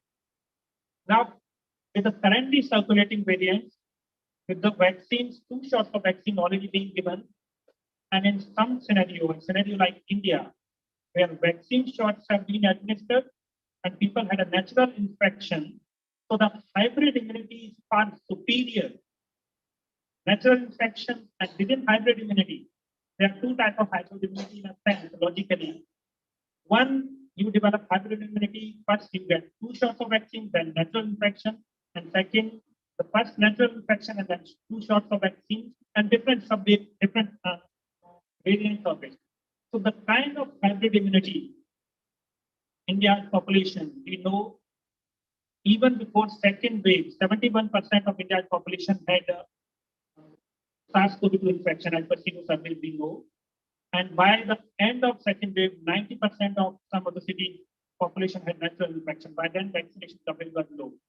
And we know the vaccine coverage in India was at least 1 shot of COVID-19 vaccines for adults is 97%, 2 shots for both populations. So essentially, arguably, every which way, at least 90 to 95% of India's adult population has hybrid immunity. And since we know through zero survey that that is a similar scenario for children, the children have not received, all children, or children younger than 12 have not received vaccine, but even children have developed natural infection. And Omicron wave, third COVID-19 wave of India, the rate of infection was very high, so people might have more than one natural infection. Putting all of these things together, the amount of the susceptible population, the situation which was there before emergence of SARS-CoV-2, entire population susceptible is completely altered. The entire population is exposed, developed immune response to the virus through either one of the two mechanisms of natural infection or vaccine. And most importantly, to add another layer to this, we know that some people, like everyone who is administered vaccine or developed natural infection does not develop antibody, but people are protected. We know that's one. And second is a T cell and B cell based response. Memory B cells, which are not measured, there are limited number of studies which have done this thing, and they have found that even with the with the natural infection or vaccination, if both the B cell or memory cells are developed, which are very minuscule, non-measurable, but they keep providing protection. So with all of these things putting together, let me summarize 4 parts. Virus is evolving, has changed in the last 2 and 3 years, but it seems to be more stabilized. The variants which are coming are not immune escape. That means there might be minor variation, but the natural infection vaccine continues to provide. So what we know about the virus, population is exposed. We know about immune response of vaccines, and we have also studied and understood that third shot provides protection. We also know additional component that if you give a different vaccine or different platform, then the same platform, you develop better immunity, but current consensus is 3 shots of COVID-19 vaccine, 2 plus 1 shot. 2 definitely, we recommend 2 shots of COVID-19 vaccine, irrespective of past confirmed or unconfirmed COVID-19 infection, SARS-CoV-2 infection. So 2 shots of vaccine plus 1/3 shot are more than enough for current ability. I would, all of you understand the infection disease epidemiology, so I would go back to my original argument. And my original argument is whether we need regular COVID-19 booster or not. Answer continues to be on maybe, unlikely. As the evidence would emerge, we will know more about it. But having said that, some of these questions soon will not be a public health question. They would be more of individual decision making. People would come to us whether they need another shot of vaccine. So COVID-19 pandemic is already receding. This is how it will evolve in the months ahead. WHO has removed all variants of concern. There's none existing, or the previous variants of concerns are there. So cases are being reported, deaths are being reported, but those deaths are happening to people who were vaccinated or those who had a natural infection. And when virus is circulating, people would be tested COVID-19 positive. They are tested during the flu season. for COVID-19, some will turn. So COVID-19 infection would continue to be reported, possibly for long. That some people who will die will also be tested COVID-19 positive. So that an infection would continue to be reported. But there might be, and that's where we require more continuous understanding. There are some high-risk individuals. The flu vaccination is done, recommendations are done, but I'm not saying the same for this one. But even then, as a clinician, individual practitioner, or people who have HIV/AIDS or immunocompromised, probably in those individuals, there would be a role of regular COVID-19 vaccines as an individual case basis. Now, final part of my argument is that what would be that interval when people should be given a repeat COVID-19 vaccine? Most likely, so some of the summary reflections based upon epidemiology of my understanding of vaccinology, immunology, and COVID-19 vaccination. One most likely in the time ahead, maybe in 2 to 3 years, the COVID-19 vaccines, the second generation COVID-19 vaccine would be far better and very different from the currently available vaccine. So when a new type of new or second generation COVID-19 vaccines become available, probably at that point of time, repeat dose will be needed for certain populations. Second, the requirement, second thing is that if there is a major change in SARS-CoV-2 transmission or SARS-CoV-2 variant, which results in immune escape and all the principles apply, higher transmissibility, immune escape. That point of time, new the COVID-19 booster or repeat dose will be required. But as this could be 2 years, 3 years, I don't see earlier than that, but things would evolve. But what should be done for now? So to conclude, answer is maybe to unlikely. Most likely, my answer is unlikely we need a repeat COVID-19 booster after 3 doses.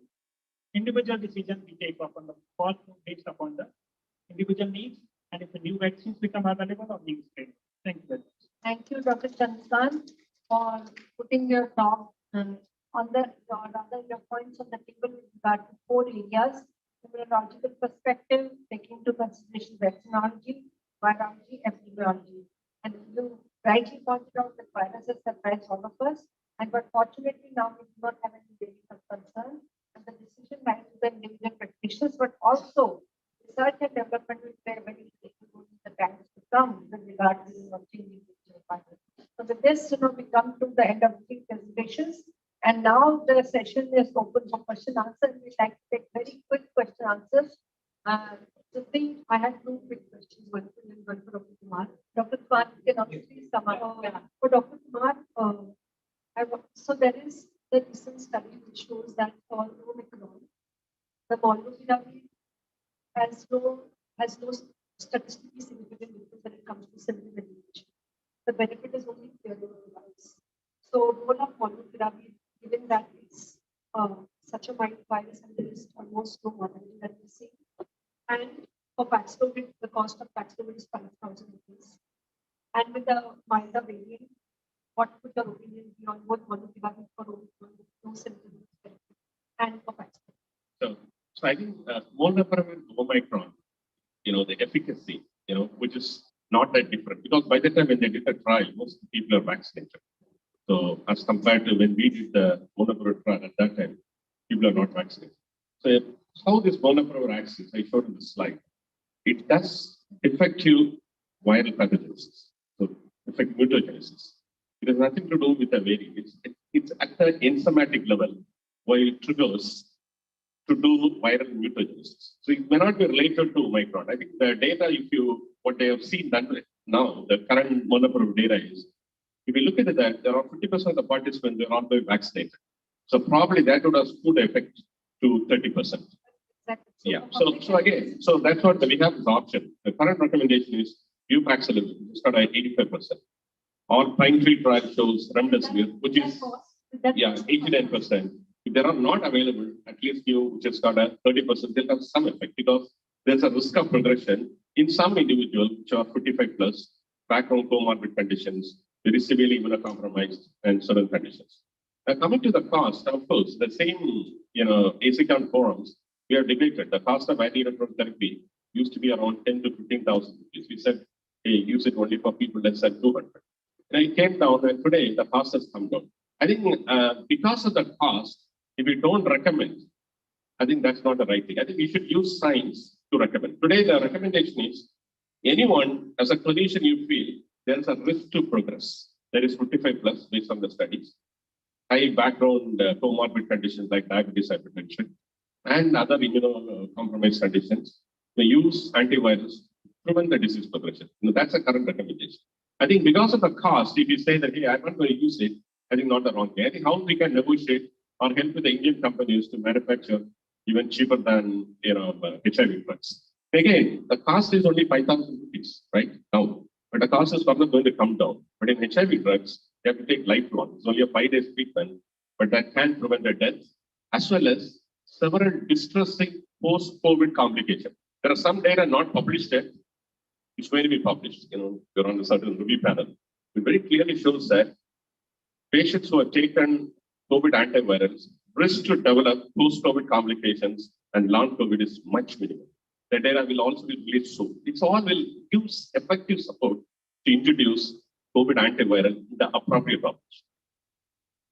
One question to the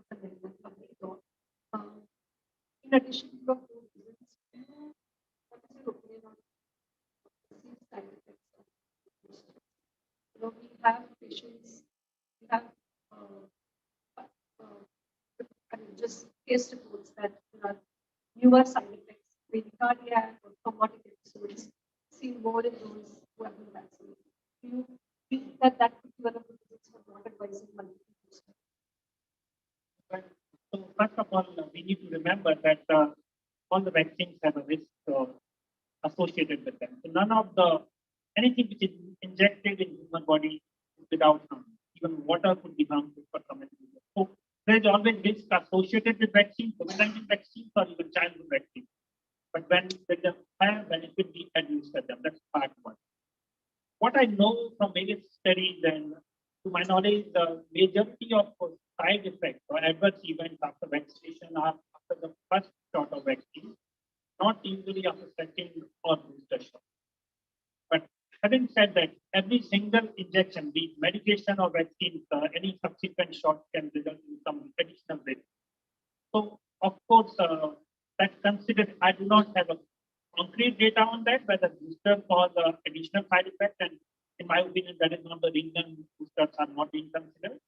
But the benefit of the third shot is far lower than the benefit of first two shots. And the risk remain more or less similar with every single shot. So the risk benefit or benefits is declined with the time. That's why we should not give booster. That is one of the considerations in not giving booster. But the final point here also is that in a public health program, we also need to see advantage. Like, no matter whether government is paying for vaccine or no matter who is paying or individual is paying. If it has an extensive cost and very marginal benefit, then the intervention should not be delivered. And that's my bigger logic for not using. And I have written and published that in India, there is not much need for universal adult COVID-19 third shot in India. For the same reason, the benefit is the same to buy government research and benefit is that. I think we have just launched a recent, ICMR study 3 days back, looking at this area. So I think the results will come out soon.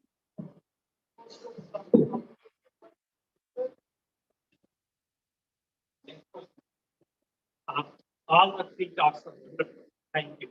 I have a question for last talk. Yeah, let me ask you first. I just want to echo what the young investigators, young people have asked, investigators asked. Now there are complications of the vaccine, late complications of the vaccine, that are starting, not the immediate, not talking about the first dose. I'm talking about late complications, which are starting, neurological. And now COVID has been reported to FDA and CDC. Still investigating. So considering that we have a complication, think you have a long COVID with the vaccine, which you will after the second dose, third dose, or fourth dose, and even the first two doses, when you have developed herd immunity. I'd like to ask your opinion. If it comes more, what do you say? Will you revert back the statement which you said? And then the first question. I would say that the benefit of COVID-19 vaccines continue to be higher than the risk associated, and at least 2 shots of COVID-19 vaccine. That's part one. Second part is that, of course, there is a risk associated with vaccine, and that's why it should be any subsequent shots should be prioritized. And I would say the third shot should be priority for those who are at higher risk of developing disease, COVID-19 disease or complications, rather than healthy individuals. That's the reason I would argue that children younger than 12 or possibly younger than 17 should not be given COVID-19 because risk of disease in them is less, risk of associated with vaccine, COVID-19 vaccination is higher. So we are on the same page. My argument is that benefits and risks should always be analyzed, and whenever we are making a current decision or future decision to administer subsequent shots, these available evidence should be considered. COVID-19, any subsequent shot should be prioritized on those who are high risk of moderate to severe illness, not for universal population. And also, all vaccines had emergency authorization. Number one. And what you said is very right. The companies themselves are admitting. That's where when I told Dr. Swami now ICMR is launched a study just 2 days back and sanctioned this study.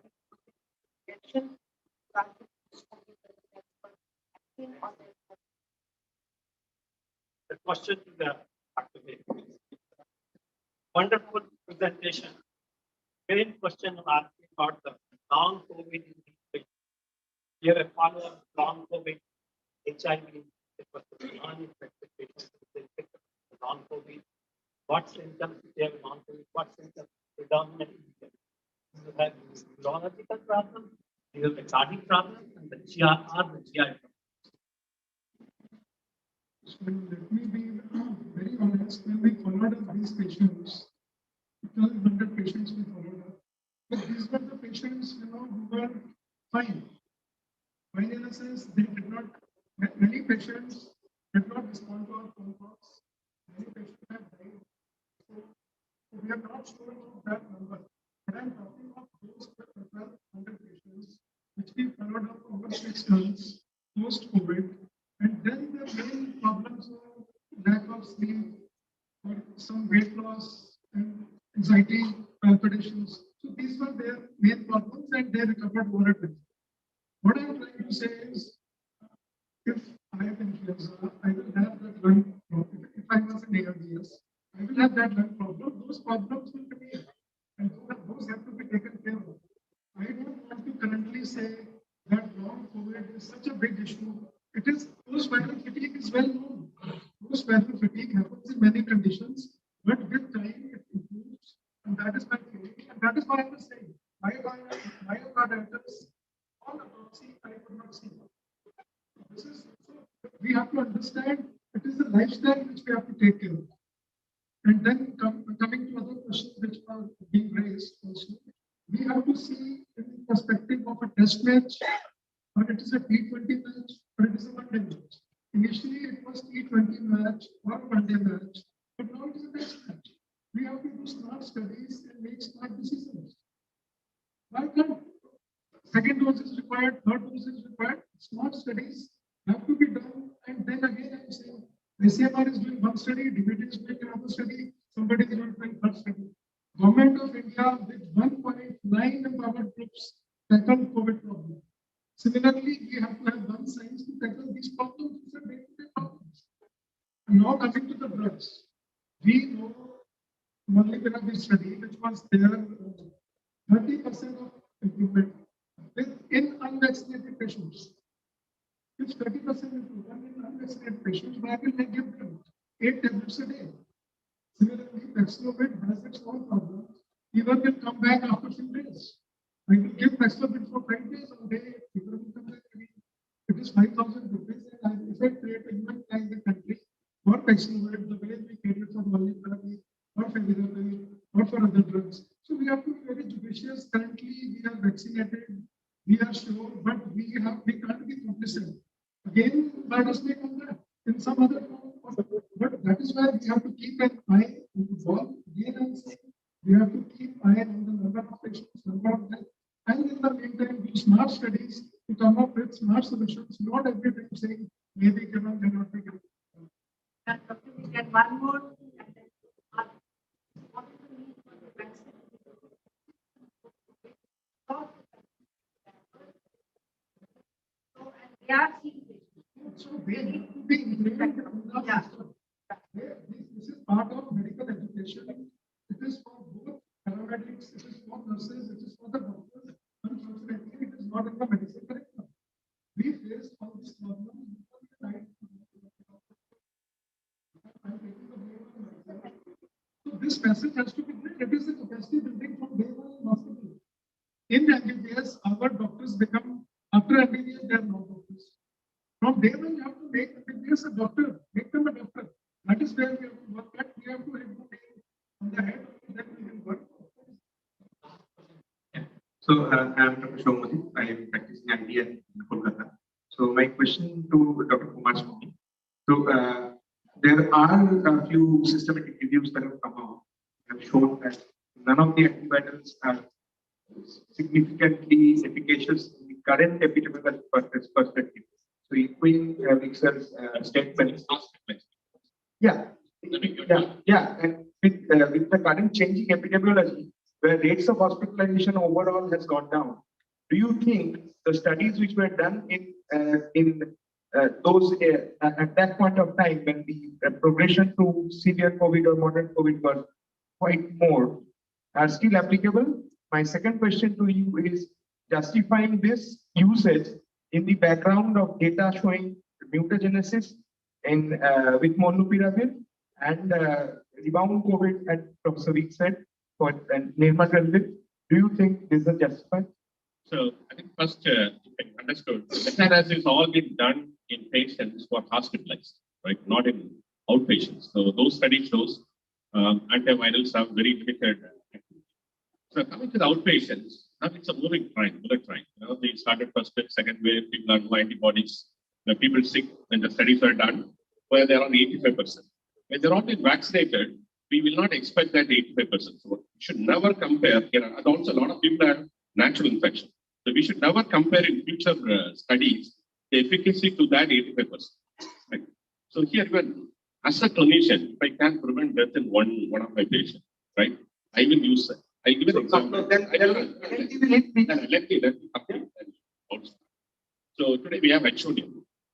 So many people in the community, we don't treat, we don't even diagnose, they become fine such immediate immunity. But when you're identified in your clinic, immediately you rush to get Tamiflu, even if you're not there, go to the government system, give that Tamiflu and do that. That fellow will have only a running nose or anything, no other thing. And we know that H1N1 is a very self-limiting disease. After 5 days, there are no other things will go, anything, but still we treat. But here, what I'm trying to tell you is, today we have effective and oral antivirals available. When I use the word effective, don't talk about 85%. At that time, we are able to show 85% because there was been efficacy. So today we will not be able to show that. Similar like in HIV trial. Today we are finding very difficult to HIV trial to show a major endpoint because you have to compare against the standard of care. Today I'm developing a new molecule in HIV. I have to compare against TLD. The TLD is such a robust molecule in terms of virological substance, around anything from 95 to 98%. If I want to develop another molecule to more than 98% is very difficult. So I have to look into other composite endpoints like safety, weight gain, and things like that. But today, I think very difficult to beat that 85%, right? So even any reduction is a reduction in death. But on the other hand, we will look into other composite endpoints. For example, post-COVID, if we can prevent post-COVID complications. If it can prevent the hospitalization, which will cost. Whether it can prevent the transmission in the community by reducing the. We showed in HIV. When I did this trial on HPK and O5, the whole world blamed on me, spending wasting money doing a clinical trial of treating someone to prevent HIV transmission. Today, the whole world is talking about that. When we published first time in New England Journal, we were waiting in the NACO office for 2 hours to meet with the project director with their report. Right? Then after that, we have been told that it took so much of time. But today, I'm saying We should not go back and science. Available science, use it rightly. I'm not saying that give everybody mass giving of molnupiravir or anything. Use it at a time. Molnupiravir will be outdated soon. By the time you go out of the room, probably none of the companies will manufacture. Paxil will come. We'll have some issues. We got two other molecules which are going to come back. Use this hypothesis how we can prevent death, hospitalization, prevent post-COVID complication, prevent transmission, how we can use this viral drug in an appropriate population, 55 plus, they showed, hypertensive, diabetic, immunocompromised, and all those, we can. So maybe you have to define the appropriate population and the appropriate drug in the changing perspective of epidemiology. Absolutely. Somebody coming with such throat right, you're not going to take action anymore, right? Those studies, now it's very difficult to beat the epic trial. And please, you're behind the water.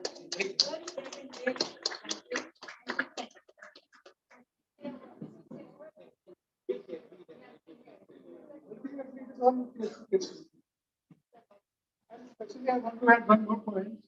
When I gave my first post-exposure prophylaxis, it was adovadine, lamivudine, and sacubitril. So you have to take it and then check what are the side effects and then recommend it. Similarly, take molnupiravir also and paxlovid also, and look at the side effects. Was wonderful session. I request chair to visit the faculty. Dr. Navid from Delhi, Dr. N. Kumar Swami from Chennai, Dr. Chandrakant Hiriya from Delhi.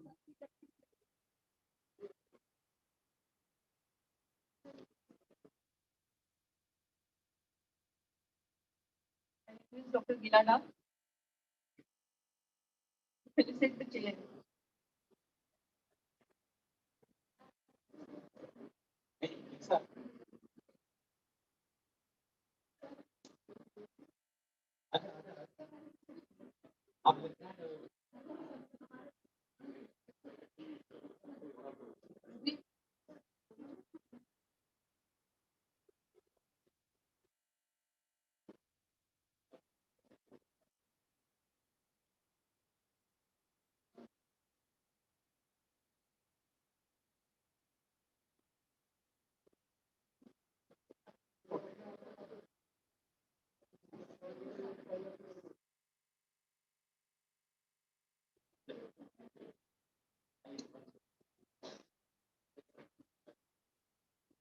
There is a tea break for 10 minutes.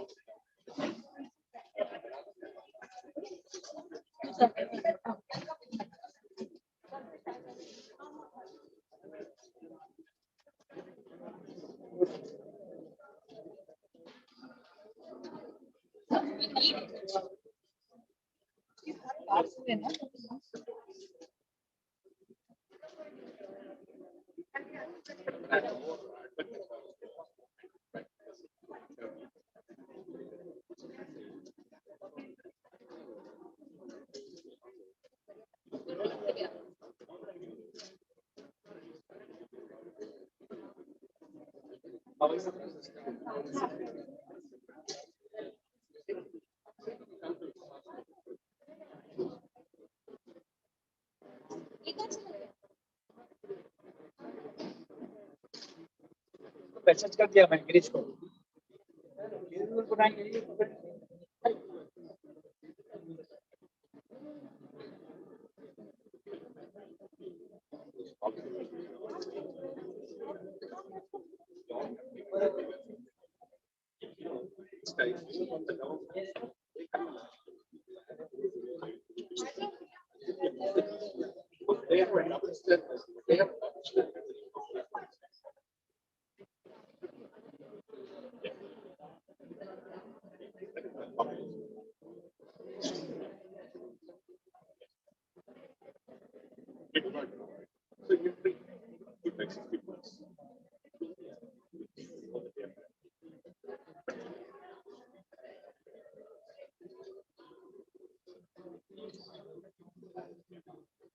That's not.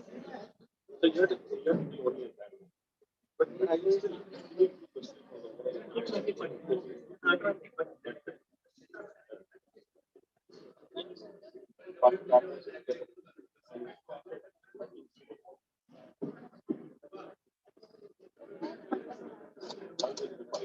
I think it's more and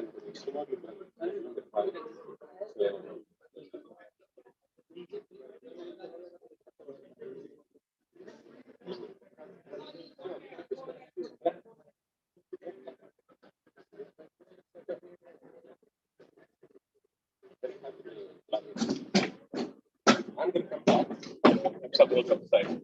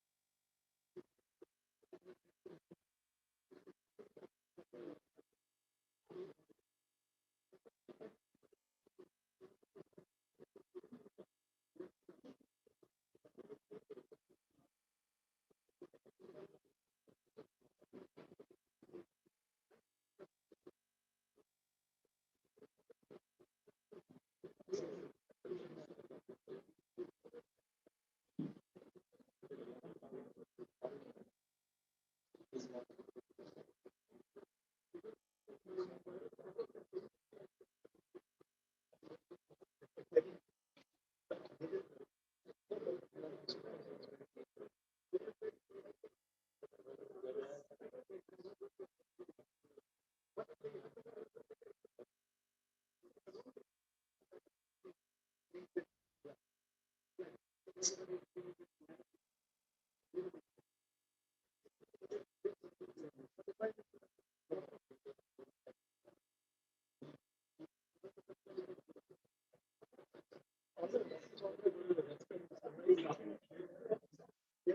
won't understand. Huh? Young people won't understand what you're saying.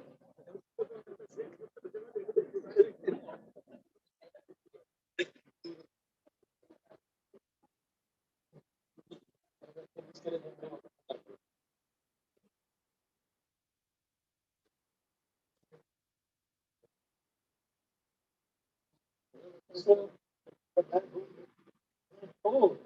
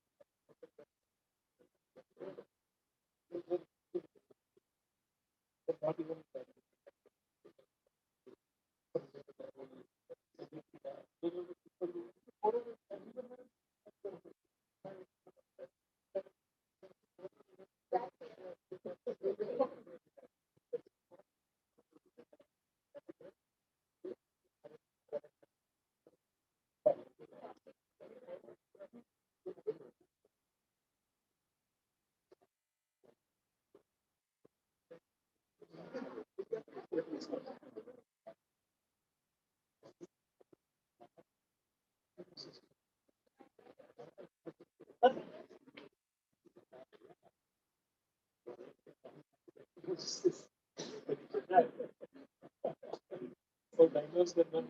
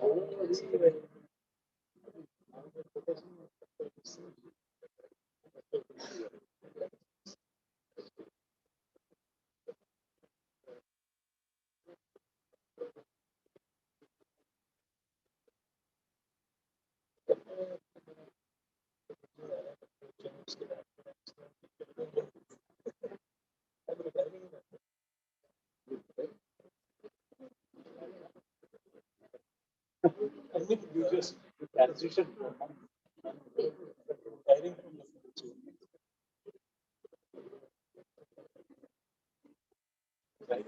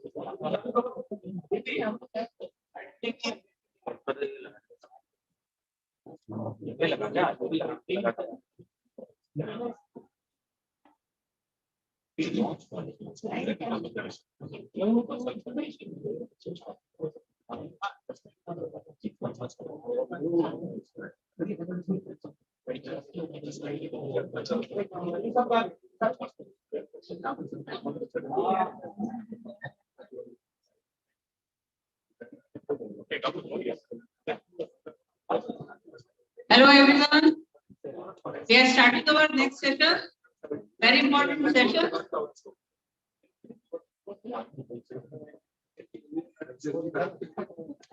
So it's a mainly panel discussion. I would invite the chair for this session, Dr. Ishwar Gilada, President Aid Society of India, Dr. Raj Pava,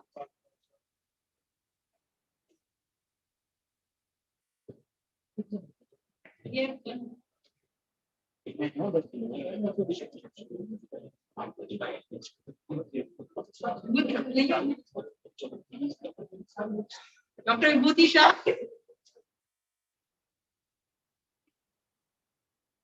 I will request the chair now to invite all the panelists.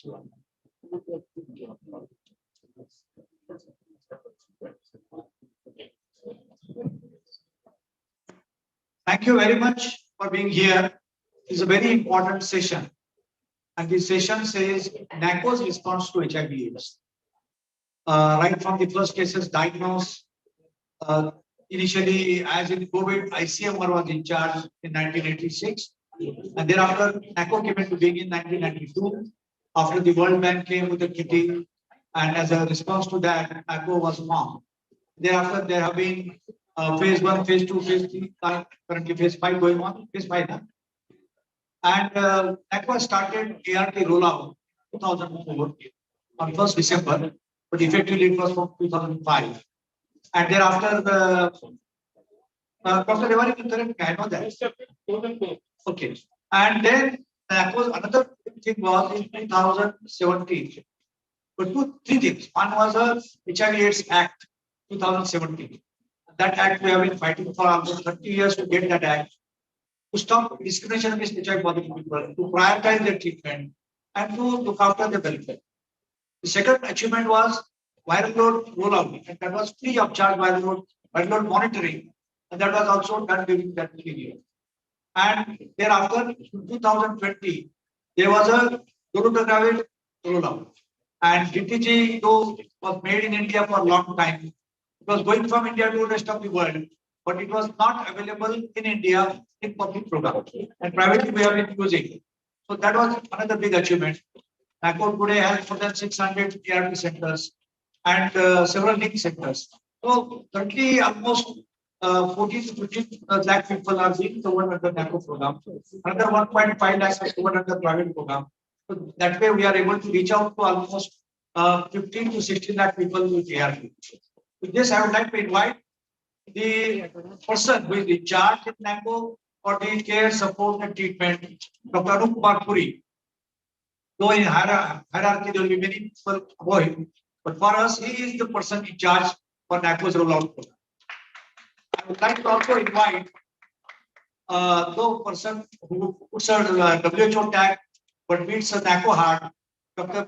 B.B. Rewari. So sometimes when he's describing himself, he alters and he said from NACO. He doesn't say it. I would like to also invite Ms. Shobha Shukla. She's from CNS News Agency. And in NACO's response, I think probably for several years they have been reporting and also being activists in many sense. And I would like to also invite Mr. Manoj Pardesi, who is representing the community. Is it Manoj around? And can somebody call him? Okay. So, Dr. S. Anuradha. She is from MAMSI, Maulana Medical College, and she has been the NACO program for a long. So give them a big hand, and I would like to each of them to start with 2-3 minutes introduction of their program, starting with Dr. Puri, and then we'll take your question. This session is mainly interaction because you may be facing some issue, you may be having some appreciation for NACO, you may be for your information, there are 3 are here, and 2 are virtual. So there's the program manager from Sri Lanka is there. There's a person from Bangladesh is here. So they would also like to learn how to happen. What do you know?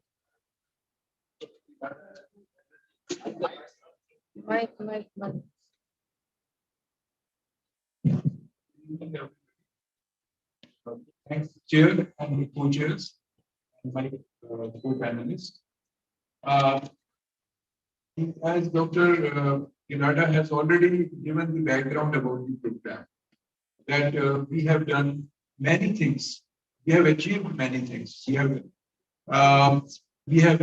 reduced our infection, infection transmission to 40. I mean, our infection has gone down to 47% as compared to the global level. But definitely, and in the global, if we compare with the global level, we have got an achievement. But we have yet to achieve our target.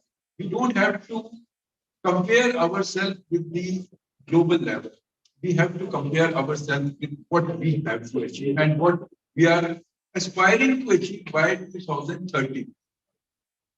So how to achieve that thing? We have to achieve, in order to achieve 95, 95, 95, and so that there, first of all, a person should be, there has to be a stigma-free society. And we have started working on the stigma. It is one of the first countries where the HIV/AIDS Act was enacted. And now we are implementing it. And at the time of implementation, you will find a problem. We are facing problems, no doubt. And many questions were asked yesterday. But then we are working hard on that. We have got the my IEC team, mainstreaming team is working on it day in and day night for that. And in many states, the ombudsmen are all in place. Complaint officers are also there. In 2022, Establishment Act was also enacted, wherein, as per the Establishment Act, I've already given the gist of that. So, further on, I will tell you about that.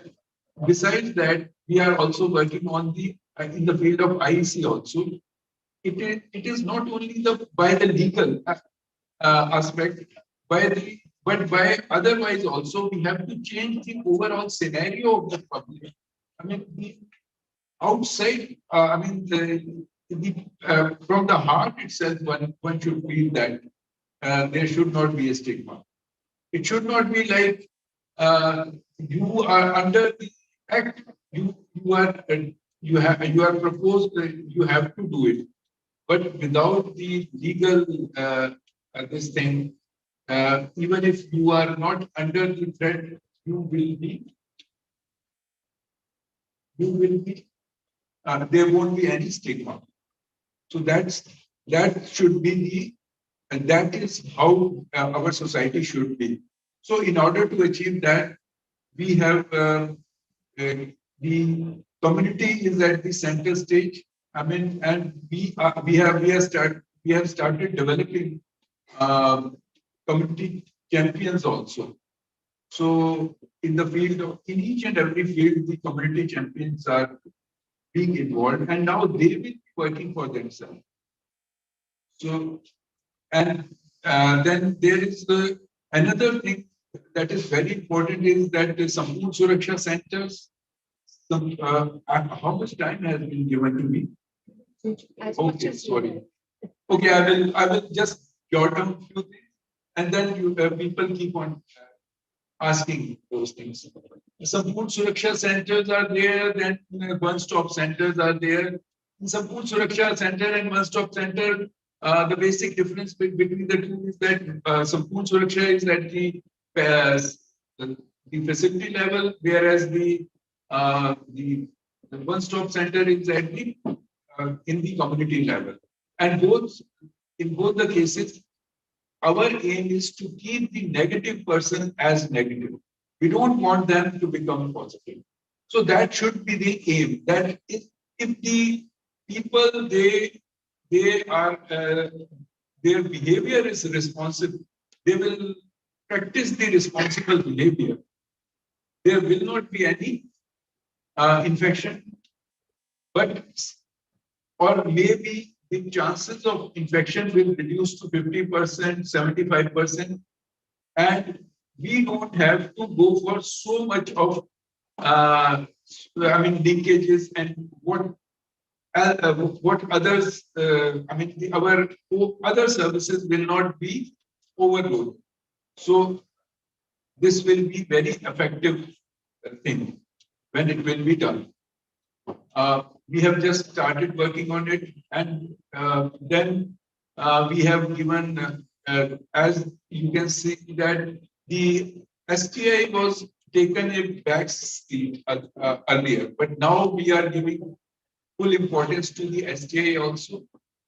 Not only not only in the EFTCT case, but also in otherwise also. In the periphery, dual test kit will be available now.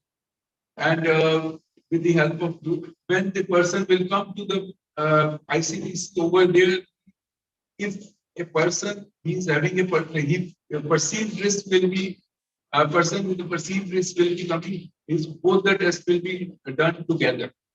And later on, confirmation will also be done. If the pregnant ladies will come here, it will be ensured that the at least first shot of penicillin will be given to prevent that the transmission of infection may not take. So many things are being done, many things are on paper. We are thinking in many. So we want to really want to achieve it, achieve what is our vision by 2030. So and our partners are helping us. Our Center of Excellence are helping us. Our the Foxy and IMA, all the professional bodies are helping us in this. Our private providers and the private medical colleges, and we need support of each and every organization in the achieving our goal. And ultimately we will acknowledge everybody. Whatever we have achieved till date, we acknowledge everybody for that, and whatever we will achieve by 2030, it will be achievement of everybody. It is not competition. We are winning together. If at all we are winning together. Yeah. If we are losing, we will be losing together. So it is better that we should win together. Yeah.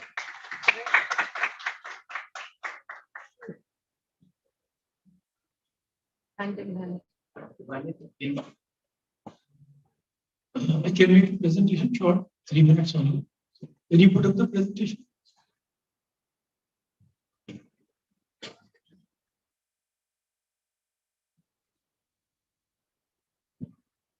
So Dr. Gilada reminded me of the journey. When on 30th of November, prior to birthday in 2003, this Sushma Swaraj announced the free ART program. And I got engaged because our hospital was one of the first centers, first aid centers to be part of the ART program from 1st of April 2004. And I left NACO then. At that time, there were 1 million patients. So thank you for that remembrance. So we know that journey of HIV is passed through 4 decades: devastation, discovery, action, and we are talking about ending of AIDS. But still, we are having new infection every 2 minutes in adolescent girls and young. Please note that. NACO has achieved remarkable success. We know that it is world's largest, most comprehensive HIV program. It is fully funded central cost team, and we are in the 5th phase of National AIDS Control Program, and we are world's 2nd largest ART program globally. So NACO has shown, with efforts from all, as Dr. Puri said, there has been a significant decline in new infections, 46%, 76% decline in AIDS-related death, and we are marching ahead on closing gap to 95. Though it is slightly less than global and regional average, but it is at 77, 84, 85 is quite impressive, and we need to close that gap. Now, how the NACO has been success? We know it has been a remarkable success. It has been claimed by UNAIDS and by other agencies, because NACO adopted many state-of-art policies over the last few years. I'm not talking of 2004, but recent last few years, there have been revamping of targeted intervention, because there are issues that targeted intervention are not reaching. They're reaching to the same people. There have been focused reach to hard to reach populations, contact tracing, partner notification, index testing. So these are some of the new interventions which are coming. We know test and treat, universal access to value testing, which has been a demand for many years, which NACO is now fulfilled. Rapid ART initiation, there is a movement on advanced HIV disease to reduce mortality. And also NACO has already implemented differentiated care models like multiple dispensing thanks to COVID. There are some of the things which COVID helped. actually push those things. And as Dr. Puri said, now there is expansion to private sector, private medical colleges, and collaboration with private. Another thing which has been done is the community ART different groups, and also link ART centers within the ART support center, which was initiated during last year. Right? But remember, all these good stories will just have 6.5 years to reach SDG target. Just 6.5 years, 2030 is not far. So what do we need to do? We need to keep an eye on what is worked. Things have worked, but we need to reinvigorate them, reinvest, refocus on them. We know they have worked, but will they be sufficient? If we keep on doing the same thing, will that be sufficient? No, that will not be sufficient. We know that existing implementations which have been done, they should be augmented. These need to be augmented significantly. Newer strategies, which are newer innovations, which are coming from WHO, the guidelines, they must be adopted to scale. I will elaborate a little bit more on this. Likewise, work very well with key populations, with marginalized populations, but we need to expand focus on the young people. We need to focus on virtual space interventions, fast KPs. I don't think we need to forget the fast KPs, HIV negative partners KPs. Therefore, need to focus more on use of social media, networking sites to reach out to people, because the nature of sex work has changed. It is no longer that TIs can reach out to them. PrEP is a powerful tool. So, PrEP is a powerful tool. You know that which is largely underutilized. Now I'm changing to my WHO head. And maybe let go with hard. But we need to utilize the full powers of PrEP, which is potential new infection and should be utilized judiciously. I'm not saying across the board, but it should be used. We need to focus on reaching out to people where they are, rather than facility-based testings. Strengthen linkage to care. We know still 10% of people after diagnosis don't reach. I may have some old data, but quality of care to ART centers, monitoring of ART centers. Those are some of the issues I think we need to focus. NACP5 has only talked of integration, breaking the silos. WHO is talking about integrated response rather than this specific response. NACO has already brought committees to bring hepatitis for people who inject drugs, who are co-infected, focus on cancer, focus on non-potential disease. But these need to expand in an integrated manner rather than the vertical silos of AIDS program. And of course, the community engagement needs to continue working with the community. So in terms of our regional director, WHO, we need to sustain what we have achieved. That is most important. But we need to accelerate and we need to innovate. And Manoj will remember this picture. This was a presentation I made on 10 years of ART, the journey of ART program in India. And we did it together with the community and so we are going to complete 2 decades very soon. So we need to achieve much more on way to ending years. Thank you.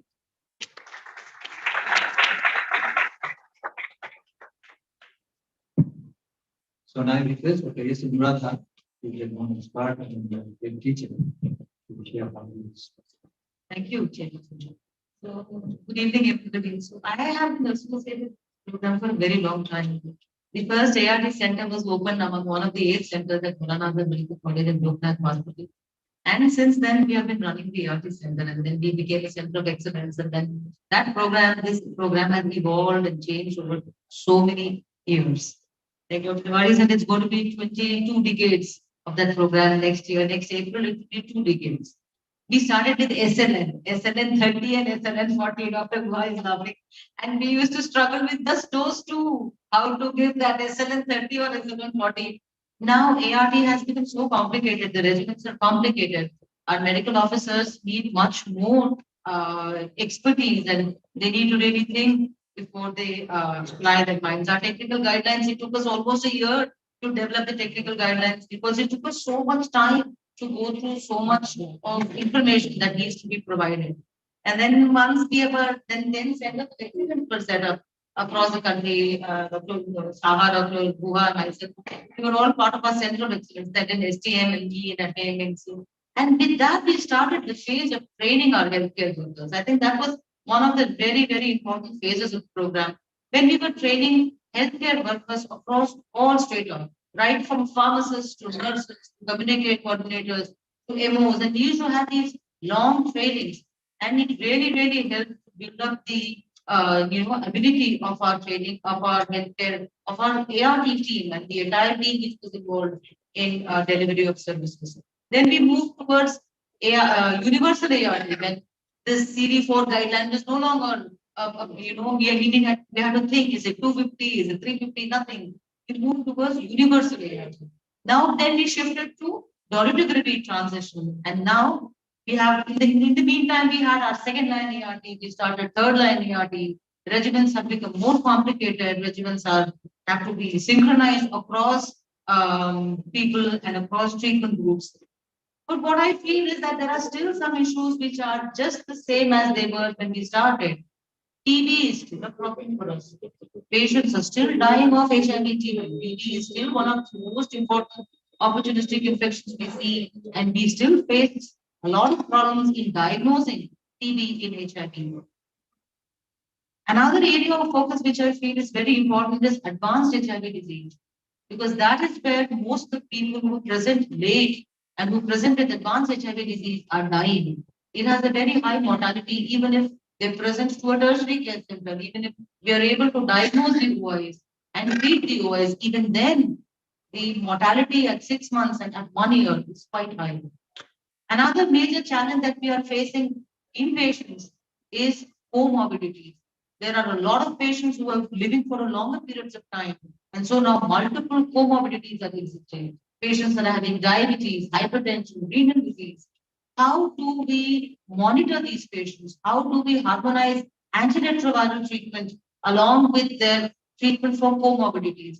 There are multiple drug-drug interactions that happen between antiretroviral treatment and non-antiretroviral treatment. And because of the comorbidities, there is polypharmacy. Our patients are taking large amounts of pills. Polypharmacy has its own problems. It reduces quality of life. It causes patients to become non-adherent. So it has its inherent problems. So how do we deal with it?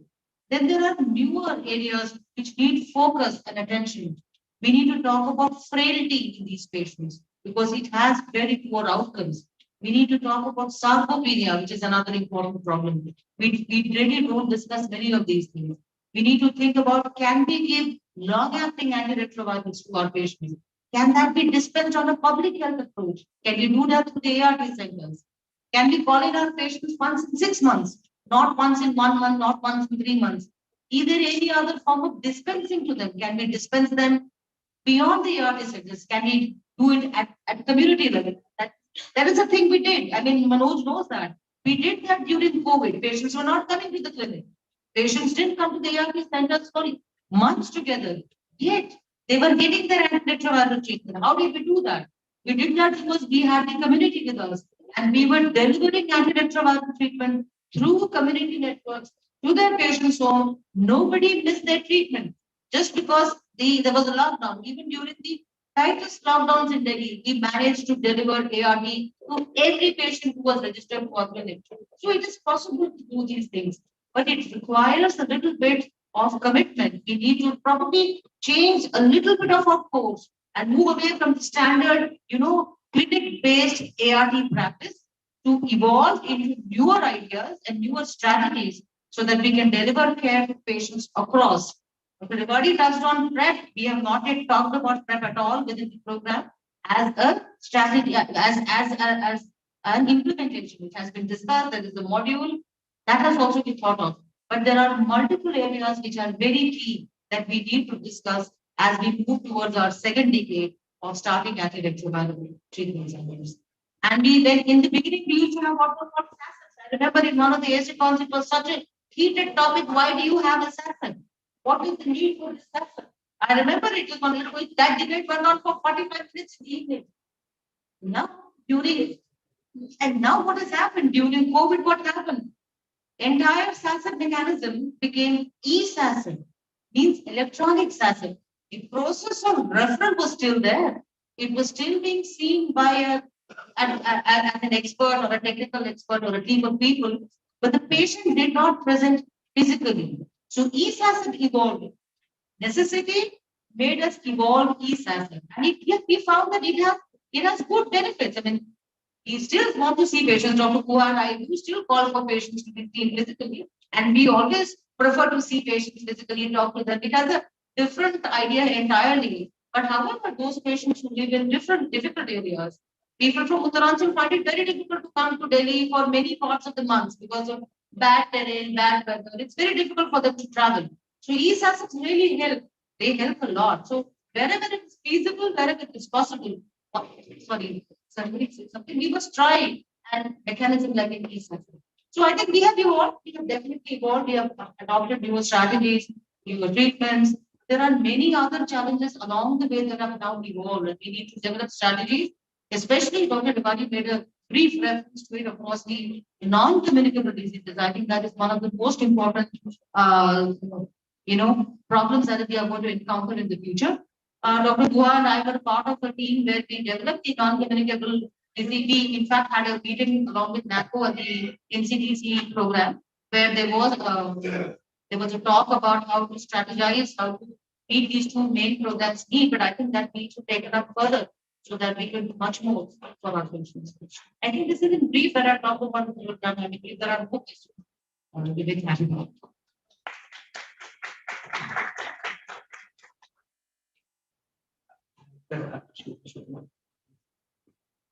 Hello, I'm not a doctor, and I really feel humbled and at this degree for you. Pardon? It's a PhD degree for you. But I'm very humbled and privileged at the same time to be in such august gathering. And all kudos to NACO and all our three. One, without community, nothing is possible. And it has been a long journey from the start of the program of the art dispensation in 2004. But I think always the last mile is the most difficult to cover. And we are at the last mile. I just want to raise 2 points. And this is coming from, I'm here as a layperson representing the a common person of India. We are doing well. We are talking of the 2030 targets. Before that, we have the 2025 targets. And from what we know, we are doing quite well on the second and third 95. Where we are lacking is the first 95. We still have 23% of the people to identify, to know their status. And unless we do that, how can we provide treatment to all? And so I think there needs to be more focus on that. Another thing is, I want to talk on behalf of the children, because as a woman, as a mother, my heart aches that there are so many children who get infected due to vertical transmission.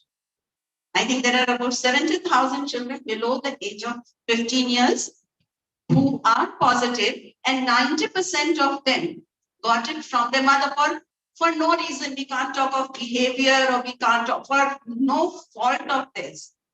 Are we looking into that? Why is it that we are not able to prevent mother-to-child transmission? It aches my heart. I want the experts to please delve on that. We are talking of new innovations, new strategies. And so for me, this is a low-hanging fruit. That is just, I think 63% of HIV positive mothers are on ART. So why not extend that to everyone? So that at least in children, we can stop that. We want zero new infections if we have to reach the 2030 targets. So we need to delve on that. And then, of course, we are talking about combination prevention. And I'll go back to those 23% who are still not there. There has been a lot of talk on self-testing. That self-test would definitely improve, and it would bring down that number who still do not know their status. And I would request that at least there is a policy at the government level that the self-test kits be made available, even if perhaps they, due to cost reasons, they are not able to put it in the public health program, but at least make it available to them. And I think that is just increasing the basket of choices to the people, those who need it, those who can get it. And I'm sure people would bring down that number to a large extent, to that number of 23%. Thank you. That is all I have to say for now.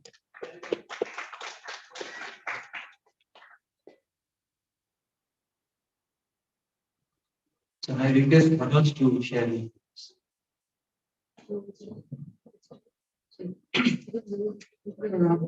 Thank you, Dr. Gillara, and thank you everyone for giving this opportunity. The journey with NACO is like now flashing all the old days, advocacy days, everything just flashing. So, as a community, what I saw and what I like experienced is basically the openness within the NACO. And when I say NACO, it's not only the top leadership, across the all department, all officer level, everywhere. The openness to sit together. So even today, like the relationship with Dr. Puri as a CST head, we can walk into his cabin anytime. And we used to do same with Dr. Rewari. I used to say, in fact, Dr. Saab, kal aa raha hu, aap nashta lekar aa jana. And that relationship has built with the government officer. And frankly speaking, we go to CTD also, we go to other NHM offices also, and that openness and that is not there. So I think that is the success of NACO, of involving of community, and not only PNHI, even key population, and working very closely, listening to them, adopting the community views, bringing change into it. Even if not possible to NACO, they actually ask bilateral agencies to take that component and support to the community. So that much level engagement and the commitment is there. Like the movement I will divide into two eras. One is pre-ARV era and post-ARV era. So pre-ARV era, like there was अच्छा Maratha, अपना ध्यान रखो सीढ़ी पर गिरने मत दो. All those things are there. Somebody is telling in today that test and treat is good, or like early initiation is good, or later initiation is good. That's a debatable part, but for us, the late initiation is good because we are still here. 100% adherence is there, and contributing to the prevention also. There are 2-3 things which actually I don't know what is going wrong, where it is going wrong. We are talking about self testing kits, XYZ, all new molecules and everything. The simple point which I see as a community, all prevention tools, treatment tools are available, affordable. Other side, money is not a problem. At NACO, money is not a problem. Then why we are like not able to fix the problem? Whether it is pediatric medicine, whether it is frequent stockouts, or whatever it is, all challenges in the program. So we have brains also. Brains are here, brains are at NACO and everywhere. But still the problem is not getting fixed.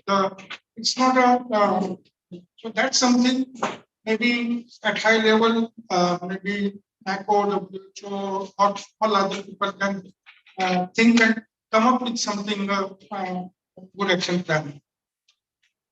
When I see that we saw the era when political commitment was there, without consulting NACO, Sushma Swaraj just announced at the stage that from first the ARV treatment will be free. And then she told Prasad Rao, now we have to make sure that this should be rolled out. That political commitment, I think, is missing. From our side also, the push might be the missing, which we used to do it previously in pre-ARV era. And the issues of advanced HIV disease management, HIV and aging, all those things are not even the spectrum of like things that we need to bring as a guest. Maybe we all are on DRG, we can highlight those issues. Newer molecules, like why it is still pending with DCGI. We need to, as a NACO leadership also, we need to go to DCGI, like let's please approve this so that newer molecules can come And pediatric medicine is something which is seriously, we are supplying to entire world, and our children are not getting it. That is something really serious and some for hearts. Requesting all people to look into this very seriously and come up with some solution, and so that we all can jointly take it to the solution one. In this round, we have seen how NACO has done good by giving comments from the technology. But all good things have to change for the better. And in this current round, we would like you to say where we are lacking and how we can do it.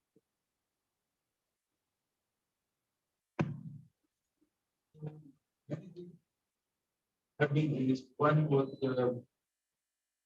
pre-exposure prophylaxis. So regarding pre-exposure prophylaxis, we are, as Dr. Manoj has already said, that we are finding there are shortages of drugs.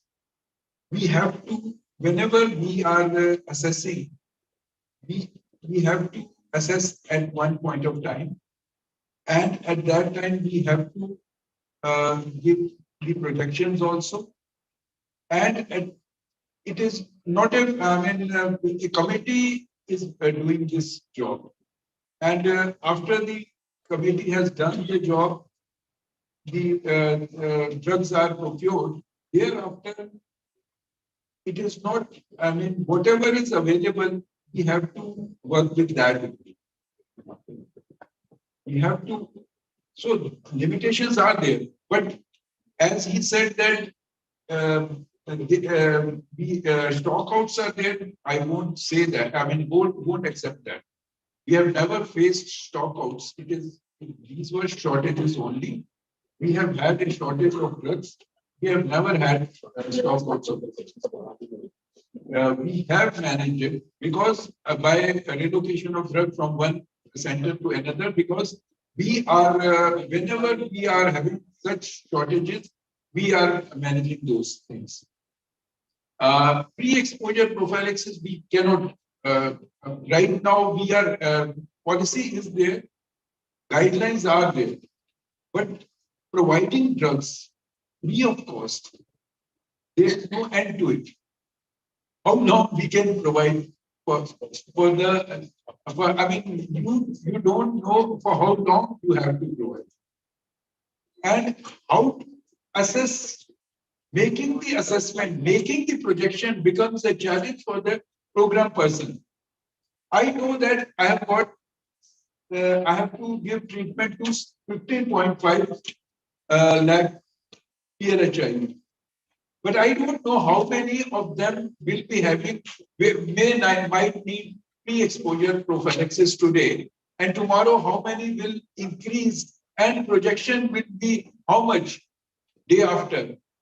Whereas in this case, projection is very easy. Today it is 15.5, tomorrow it could be maximum 16. How could, after 1 year, it could be 16, or maybe after, so it cannot be like that. Whereas in that case, it might go down and might go up also. And whenever there is a, expiry of the drug, we are answerable. Whenever shortage of the drugs, again we are answerable to the public. If there is a expiry of the drug, we are answerable to the government. So we have to keep a balance between the two. So that is why we don't want to start the pre-exposure prophylaxis. So that is, as of now, we are not. Let us first settle this. Okay. Okay. मैं सारे point से एक बार एक करके बता दूं। बहुत लंबा है। Pre-exposure prophylaxis को स्थिति बना दिया है। इतना स्थिति नहीं है। Say you cannot have double stand. You provide condom. You know how many people initially they said discussion. By providing condom, more and more people will use it because condoms are free.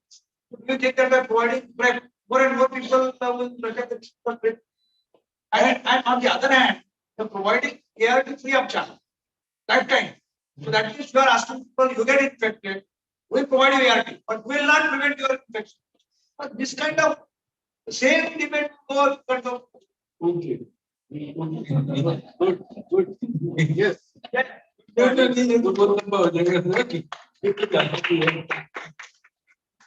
नहीं madam इसमें question बाद में आएगी मैं जब चला जाऊंगा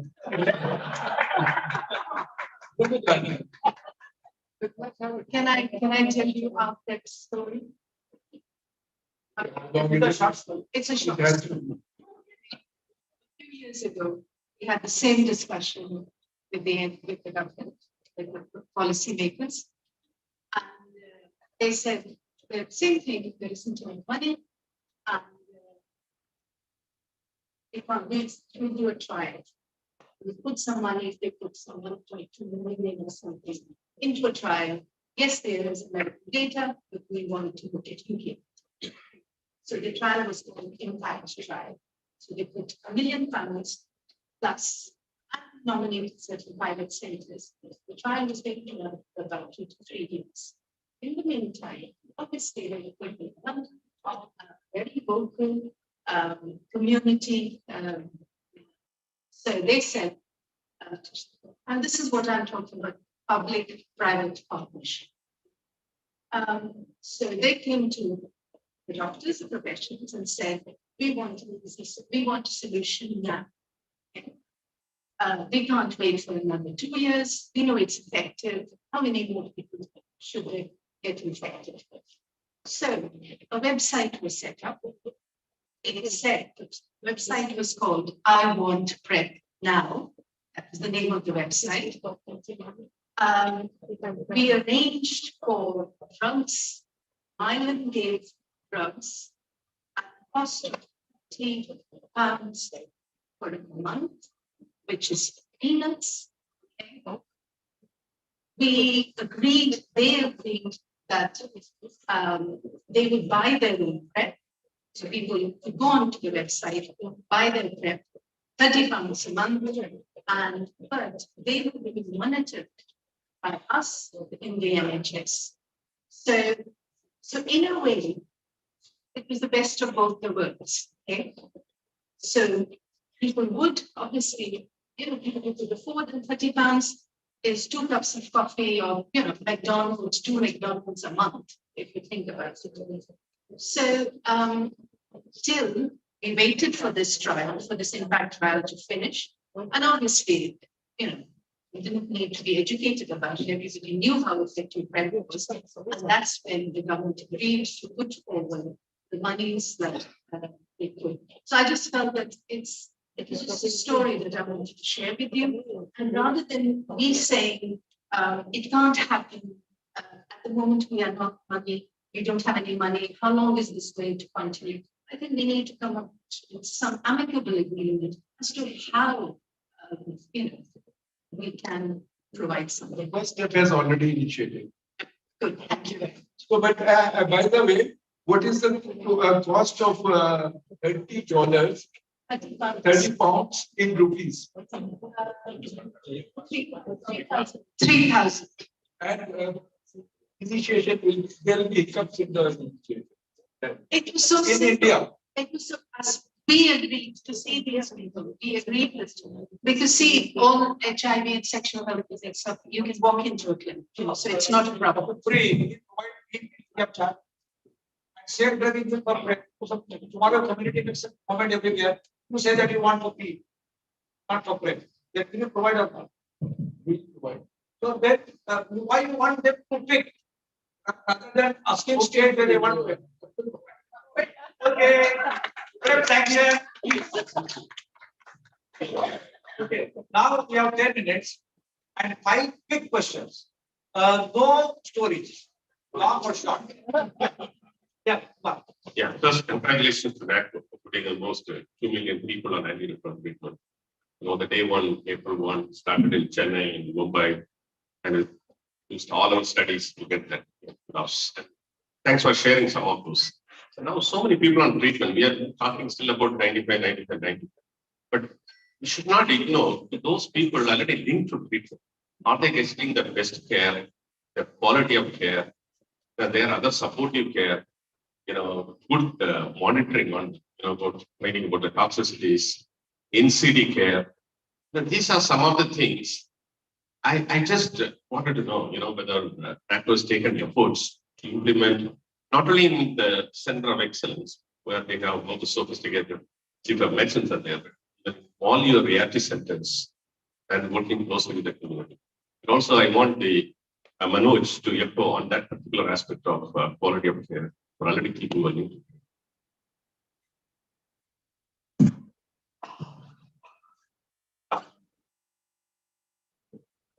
Dr. Puri.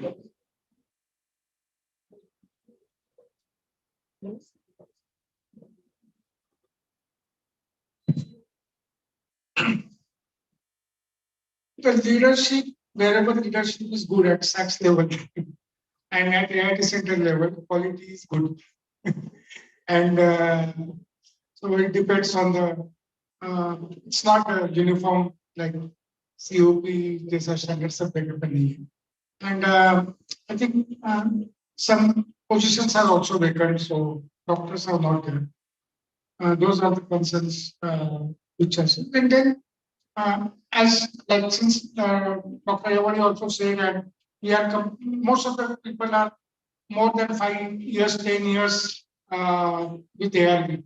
So the doctor or at AIT center, that aspects of looking, exploring other NCDs or exploring other illnesses, that component is not there.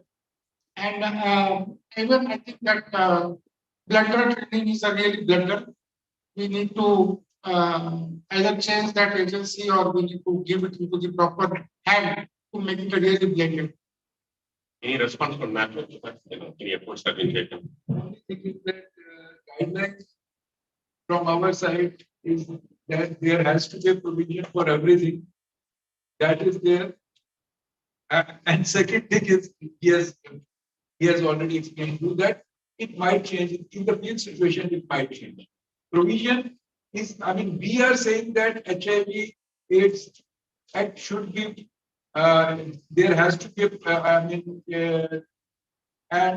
whatever guidelines we have given to you, that may be followed. But those may or may not be followed. And if these are not followed, we are taking care of that. If these are, that one is taking care of that, and our partner organizations are also there. Now, community is also coming into play. So, systems are there. Systems are there.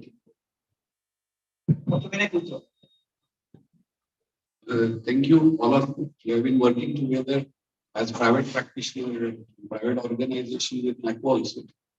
But Kishore, when NACO says we don't have money, take it that they will start the program soon.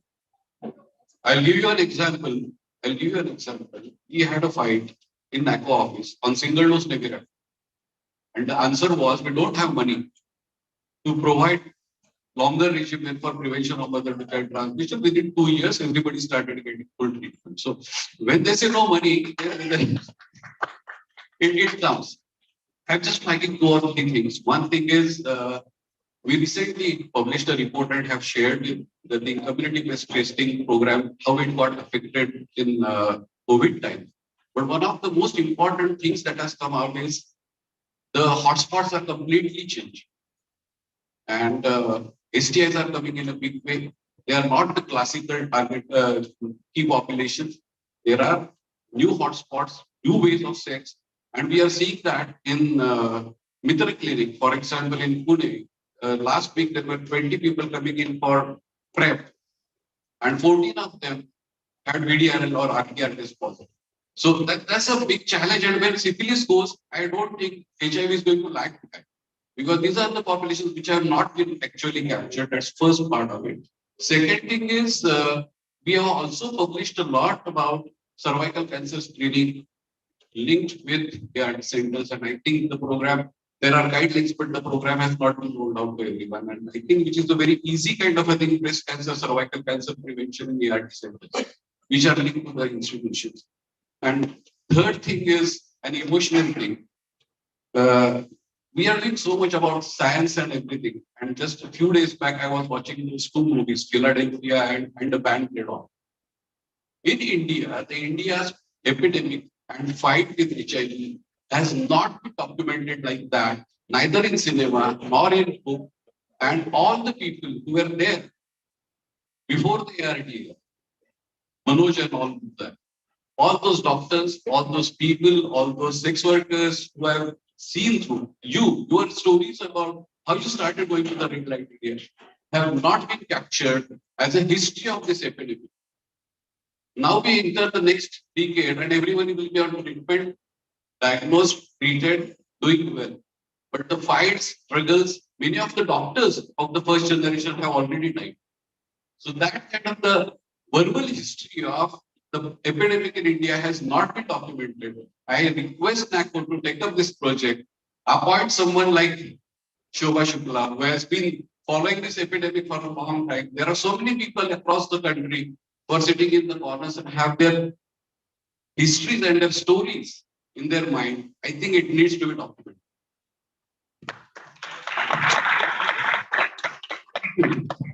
Thank you. One thing he has taken for that is already has talked in favor of program is that he has said that the incidence of 25 heard you right, that incidence was increased in those who were taking PrEP. No, isn't it? No.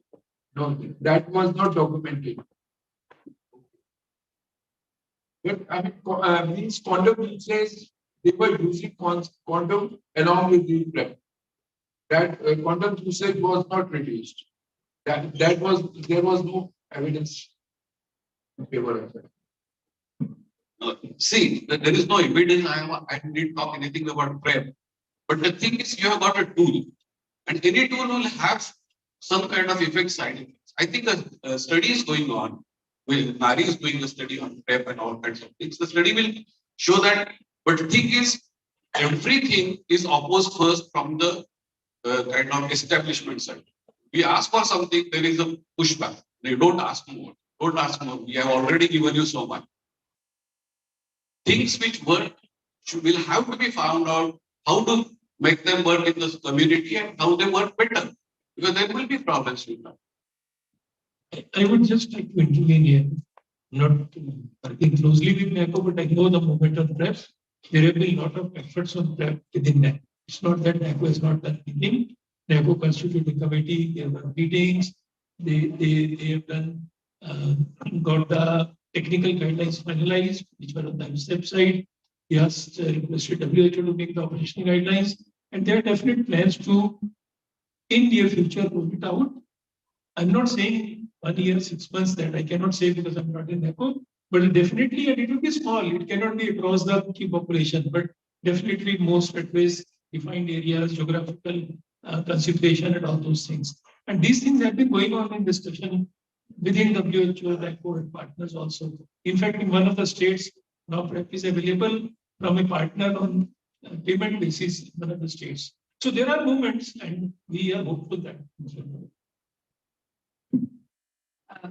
I have I am raising this question since long about the health insurance of HIV positive patients. This is also still pending since long, many years. And I can understand if Manoj is sitting here, if this kind of people going to any private sector, any hospital without any health insurance, the cost is very high. And people who are having the health insurance, if they got detected HIV, so their claim is being cancelled. And new patient, if the any HIV patient won't get the health insurance, it is not being done. So we have came long way, but still this minor thing is still pending. And because now even we are all got witnessed, we don't have much of the problem after this ART. We don't have much of the complications due to HIV disease per se. No, I think in this we cannot put a focus on NACO. NACO and Government of India has passed a law, HIV/AIDS Act 2017. You show me where are people filing cases based on that law? Where are FRI, fires? They are where is community? If they are restricted, they should go to police station and say, according to this act, I want to prosecute this person. They are not doing anything. People, doctors are not doing anything. Hospitals are not doing anything. So basically, we will every time. I'm not taking NACO side, but basically every time we would like to put NACO. There is a law. The law is currently toothless. The law has a provision of appointing ombudsman in all the states. Half of the states do not have ombudsman. And where ombudsman is there, no one knows what is ombudsman. So nobody is fighting case, nobody is fighting anything. We tell patients they are also scared of fighting anything. IRDA, which is the Insurance Regulatory Authority of India, just last week issued a circular to all insurers. But there has to be pressure. So everything is being done, but I think people are also pathetic. They don't want to do anything. They want to put the focus on government, to people, or NACO. I think people have also come forthright and say, I would like to prosecute so doctor, hospital, or insurer who is not doing or giving service. They are not doing that. Only in one sentence I would answer that. The insurance company is a business model. So that is why it is very difficult to get it done. If we have tried it hard when I was in leprosy division, even at that time, we tried it for the person affected with leprosy. We could not make it possible. So even this time, I mean, I agree fully with the Dr. Gilada. We have an act now. So we cannot, I mean, yesterday only you say nobody can say no to the HIV positive person for the, I mean, from job, from any MSc. Basically, they are not saying no out here. They are not saying no to insurance. So they are saying if the HIV positive person is going for the insurance, no insurance for it. You can ask not just sitting here. So, just to answer quickly, ADA has already issued a guideline to all insurance company to allow take HIV as a not to distribute and start HIV insurance, but as lots of insurance companies are not initiating that. We are starting a campaign from 7th April from World Health Day.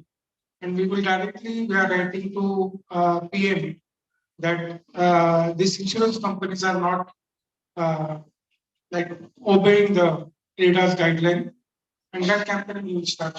So it's a The chairperson, may I echo what Madam Shukla has said?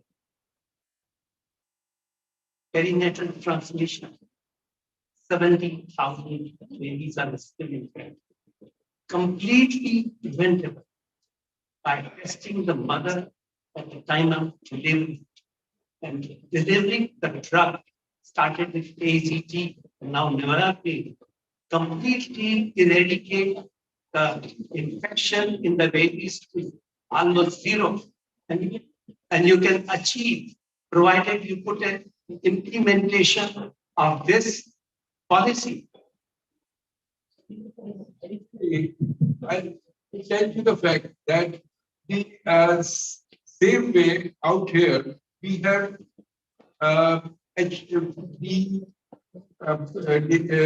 pregnant women which are linked to our program.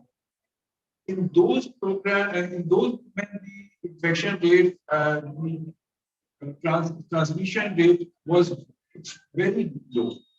Whereas it's high those who come to our net later on, at later stage. Even when they are coming directly in labor, even then we are taking care of that. But at that time also, the chances of transmission of infection is 50 to 20% still there, because infection has already taken. So under these circumstances, we are taking care of each and everything at each and every stage. Okay. So, but transmission will be the total transmission, what estimated transmission is. That is because of those who are not being diagnosed. those who are not coming to our, I mean, this thing, 60% of the estimated pregnant babies are being diagnosed, actually diagnosed of it. We had a very theory debate discussion and a very vital issues are discussed. We have short of time. The next session on, I would like to thank all the panelists here, this side and my co-chairs. You have done a fantastic job. Network debate never ends. It will continue to the end of the month and probably later. On behalf of AIDS Society of India, I would like to, on behalf of my committee, I can tell you that if you take up a job of documenting the history, politics, development of HIV/AIDS in India, we are with you.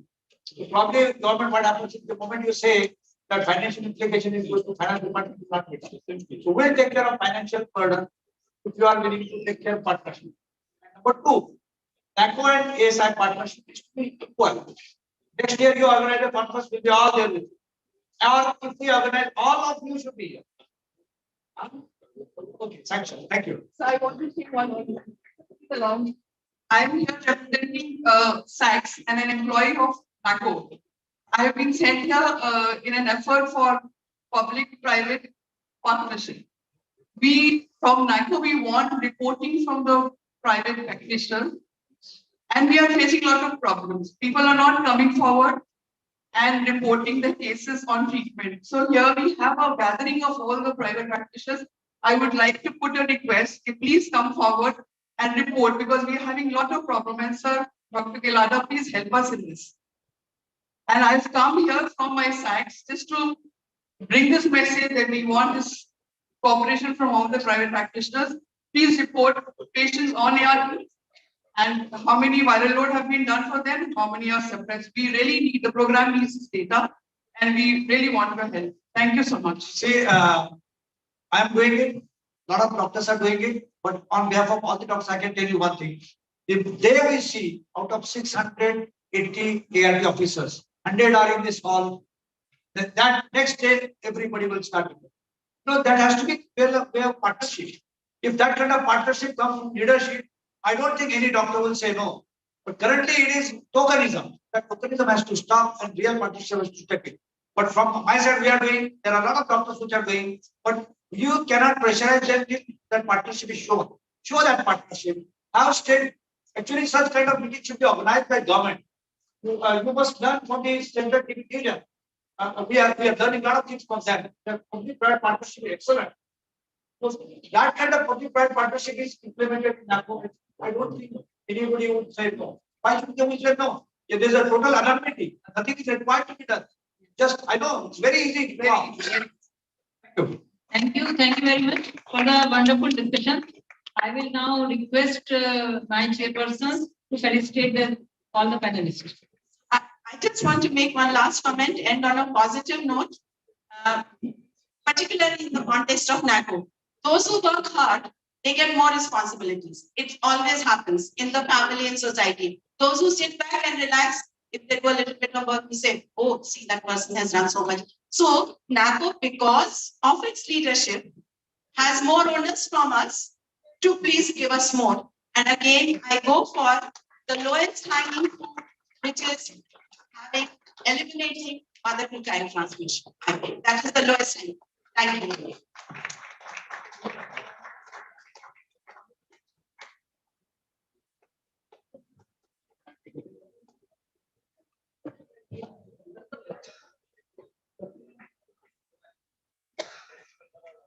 Bye-bye.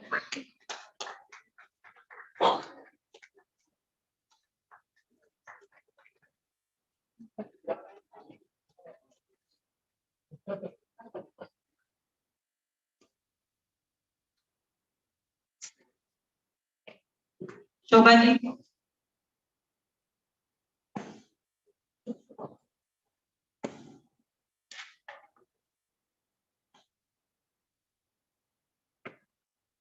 Mr. Manoj.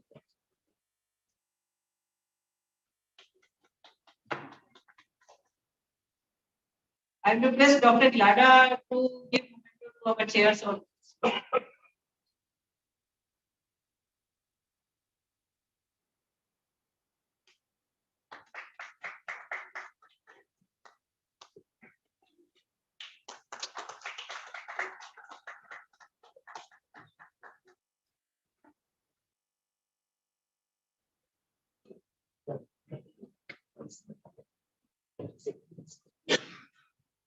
Thank you very much.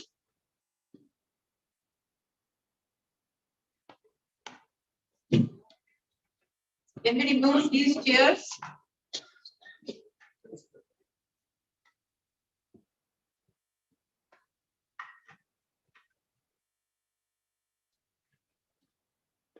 So now we will move on to our next session, interactive clinical discussion. I would like to invite our moderator for the session, Dr. Vinay Kulkarni.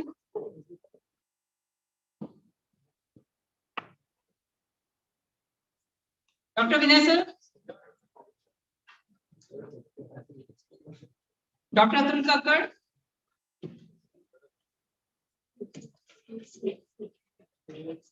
And Dr. Dilip Nathai.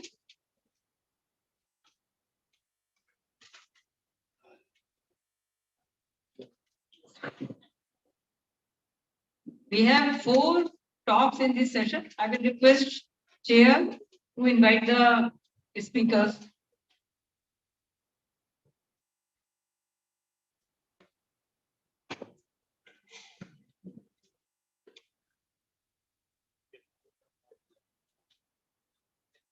Thank you so much. And let's start this interactive session. The first is cases HIV multiple Y. The speaker is Dr. Jatin.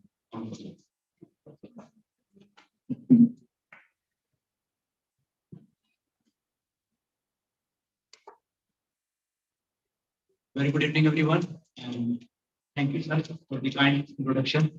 And thank you, Head of India, for giving this opportunity. With this, I'll start HIV and multiple Ys, a challenging case. The topic is given to me the challenging case. So nothing challenging in terms of a real diagnosis, but challenging in terms of common things, which is presentation by uncommon. So 45-year female in OPD come to me with a history of fever since last 3 months. And fever is associated with more than 10% weight loss, that is around 8 kgs, and history of night sweats was there. So with this, I started further questioning about the history of fever. There is a suspicion that it is a fever of unknown origin, fulfilling the criteria with her IgM typhoid positive, which is commonly been done in the most of the centers in India, and she has received multiple times monocells or cefixime therapy, sometimes azithromycin also. So on further detailed evaluation, she is a resident of Palwal, Haryana, farmer by occupation, pet exposure, buffalo and cows at home, and milking is being done on a regular basis by her. Regarding the negative history, there is no history of cough, chest discomfort, no history of fatigue, rash, any significant joint pain, no history of jaundice, headache, nausea, vomiting, no palpitation, no issue with motion, everything I have ruled out. So only thing she says is fever, generalized body ache on and off, and the weight loss. Sometimes night sweats also there. I went for the basic investigation. The hemoglobin was 9.6. You can see was mild leukopenia, mild lymphopenia, CRP of 64, LDH of 310, and all the parameters are almost normal with a AG ratio of 0.7 and the ferritin of 780. Good echo was done to rule out the effective endocarditis. By this time, I was not knowing her HIV status. Further testing, the serum protein electrophoresis was done, no M-band seen, only polyclonal hypergammaglobulinemia. Blood cultures were sterile, and Brucella serology was done, considering her background of the rural area. Montox was done, which was again negative, ANA by IFA 1:40, 1+ standard, and HIV this time has turned out to be reactive. I thought now my job has been done because she is now retropositive. It's a very simple case to start with the ART and getting with further if there's OI. CD4 count was done, which is 255, viral load was 16780 copies. VDRM non-reactive, TPHA was reactive, might be because of the multiple episodes of ceftriaxone she has received. Serum cryptococcal antigen was done, negative, IgG, toxoplasma, 22 times, negative. Recheck VDR was done to rule out frozen phenomenon, again it was non-reactive. General physical examination, there nothing significant findings, oral cavity, dental hygiene was fair, no oral thrush, no oral ulcer was found. Rest of the finding was almost normal. Started on the TB preventive therapy, Fever was persisting, co-triamoxazole preventive therapy, ART was started, and paracetamol around the clock she was taking. And before that, I would like to tell that chest X-ray was done and ultrasound was done. It was also absolutely normal. Fever persisted after 3 weeks of all medicines advised. So further down the line, we have to go for the what could be the underlying cause of the fever. CCT, chest and abdomen was done. Further history was probed. TE was planned and PET-CT. But you know, because of rural background, more than 3 months of illness, it's very difficult to go for in a private sector setting all these costly investigation. By this point of time, family was already apprehensive, and there's no point of giving unnecessary investigation because of the financial issues. I went for still after counseling the family, went for the CT scan. It was absolutely normal. By this time, the family was very aggressive. Now we have started the ART, TB preventive therapy. What is the reason for the fever? Fever is still coming up there. So PET-CT was done, which shows diffusely increased FDG uptake in the bilateral knee joint. And the synovial thickening was there, just was the synovitis. So the entire CT chest abdomen was normal, only the knee joint was showing the uptake, and it's the case of a bilateral knee joint synovitis. Now, what is the etiology? Should we blindly add this steroid or naproxen, or we should go for the arthroscopy? Again, arthroscopy, a lady who is from farmer background, asking her to admit in the Apollo. Again, it's a challenge for everyone.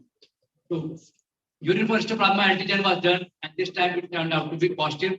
We started on the itraconazole therapy, and after even itraconazole therapy, the patient responded within 2 weeks, and her fever started coming down. Her night sweats had started relieving initially, and she will again started new onset fever after 2 to 3 weeks with the similar kind of finding. I was called, her son called me and she started again fever. What to be done next? So I counseled her to continue itraconazole for 2 more weeks. It could be a iris in the form of a histoplasma. Continue the itraconazole. If required, I will go for the itraconazole TDM level and ask her to review in the OPD. But after 4 weeks of itraconazole therapy, she started developing this kind of lesions over the hand. There are the large bumpy lesions over the right hand, over the left palm area, the right side of the I would say the middle aspect of the hand. This large bumpy lesions, and similarly one in the legs also to some extent. So I was not, by this time, whether it could be the reason. It could be because our profession, working in the farmer, carving the cows, or because the working in the paddy fields or whatever it is. What could the reason could be? Could be some fungal etiology. Most likely, sometimes after working in the farming area, sometimes we get injury and get this kind of infection. In view of persistent symptoms and new swellings over the hand, all routine first tests were done. And this time, CB and TB, MTB dated very high, and AFB culture was also positive later on during the evaluation, to come to be positive. Started on the ATT, rifampicin sparing therapy was used because of the interaction with the rifampicin and the considered the itraconazole, and moxicillin was used instead of the rifampicin. Responding within 3 months of ATT and antifungal. Currently, she's still on the ATT and antifungal, and by God's grace, she is now afebrile. I went into the literature, what could be this kind of lesion? I have seen for the first time in my life. The patient was having large bumpy lesion and later on showing the gene spread positivity and AFB culture positivity. This is tuberculous gumma or cutaneous metastatic tuberculosis abscess.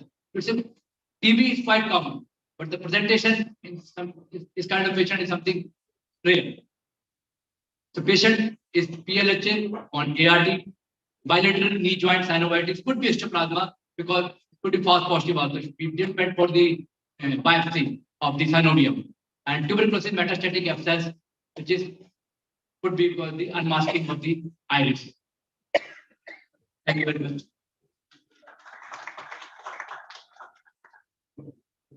Yeah, that was beautiful case. But we could have done a synovial analysis and done a gene export with tuberculosis. So any, I would say, the invasive investigation, family were very reluctant. They are properly from the farmer, and and they have spent lakhs of money already in the Faridabad hospital. They are from Palwan. They spent lakhs of money in the Faridabad, and then after that they came to me with the history of prolonged fever. And now if I advise them to go for the whether synovial biopsy or synovial, I didn't went for some ultrasound to look for the fluid. I have a question. Yeah. So, the patient did not have joint symptoms when he No, sir. presented. I have mentioned that there no significant joint pain was there, sir. On your examination, you could not find anything in the knee joints? No. So, my question to you is, how prudent it was to start the IPT in a patient of UO without seeing the fever response on ART? So, when I went, so what happened is patient for CD4 is 255, and patient who is having the single lesion, that is in the bilateral knee joint, and most likely suspicious of the, with the histoplasma antigen positive. I attributed it to the. No, you started IPT before you knew that there was a joint involvement, yes. But the patient was a patient of PUO. Yes. So a PUO patient in India, you are starting IPT upfront without seeing the response of fever to ART is probably not justified because there is always a chance of missing an OI. Patient is having HIV positivity, low CD4 count, with the histoplasma antigen positive, and the only single lesion in the bilateral knee joint. The histoplasma antigen was not available to you when you started the patient on ART, right? No. So how did you start IPT in a patient who was having fever without seeing the fever response on ART? First, the CT scan, X-ray and ultrasound was done, and then later on by CT scan. There's no significant finding on the CT scan, just X-ray and abdomen. Still, I can't agree. I would not start a patient upfront on IPT without seeing fever response in such a patient. So where should we look for the TBM? Because IPT is itself, though this forum has people from the programmatic perspective, they would say IPT is it's still debatable. And when a patient has fever, yes, HIV can cause fever, but without seeing the fever response on ART, I will not start the patient on IPT. Sometimes in clinical medicine, they may be making some judgment calls, but fundamentally, always look at the pathophysiological phenomena. What is the pathology in any disease process? I will not make an error in underlying looking at the pathophysiological process.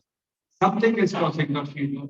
They have got no localizing symptoms, no localizing signs, except for the very fact that they lost 8 kg. That 8 kg loss may be the metabolic cost of fever, and you run 8 kg in 3 weeks' time. And the patient is not in. So, what is happening to the patient is that patient is either having an inflammation or an immunological problem going on. We are thinking because there happens to be infectious disease, and this case is an infectious disease, it has to be an organism. 3,500 organisms are out there in the world. So which organism is out there? Is the pathophysiology. No hepatosplenomegaly. There is no evidence of an lymph node. Absolutely no symptoms. What would be your initial diagnosis in such a situation? You go for the common diseases such as focal tuberculosis, or you go for, perhaps you might even look at in terms of histoplasma, or you might even look at cryptococcosis, because you have given us the numbers already. Leukopenia with 255 CD4 count, both lymphocytes are normal, are low, as well as your viral load is also low. It's about 15,000 and stuff. So what is happening with the patient? Would it be having a lymphoma? So you got your pathophysiology correct. Now, we always teach there is only one physiological agent responsible for this pathophysiological phenomenon. Unfortunately, HIV breaks the rule. You can have multiple organisms talking there. So they went in for investigations to help guide them. My question is, something happened in the synovium. A synovium, whatever these organisms are, these organisms will reside only in the macrophages. Synovium doesn't have macrophages. It's either you had some lesions in the neck which showed some low uptake, or I don't understand all this, but shows something, some abnormal uptake in the region of the lymph nodes. Okay, so what to go for where the gold is? The gold is somewhere in the lymphocytes or in the macrophages or in the monocytes. The lymph node structure you know very well. So what are these organisms? Histoplasma, TPA again. Okay. Cryptococcus, very unusual. Okay. HIV doesn't produce, any local problems. So they went on that track and they got the urinary histoplasma being positive. And therefore they started on itraconazole or itraconazole in this case. Fever didn't subside. So what is happening? Now, if you were started, okay, you might say that IPT was started for no, I mean, that's okay because I'm moving on. But anyway, so why didn't we go for a tissue biopsy? I would have at that stage always going for a tissue biopsy because I can't take harm. Yeah. And you have no, I think one of the things which could have been done much earlier was the bone marrow biopsy. I think that you did everything, PET scans and everything, but when there is a fever going on for 4 weeks, 5 weeks, you could have found something, as you said, in the lymphocyte, or something, whatever bone marrow, which could have been. You have ultimately done everything. You are telling me that there was no money, but you are doing everything. Patient got upfront in the bone marrow itself. Yeah. When you write some investigation, patient always have a question in the mind. Sir, Doctor Sahab, हमारे को यहाँ से करवाना पड़ेगा क्या? No. They have the open choice. They have to go for a where center where they can get 50% off or 30% off.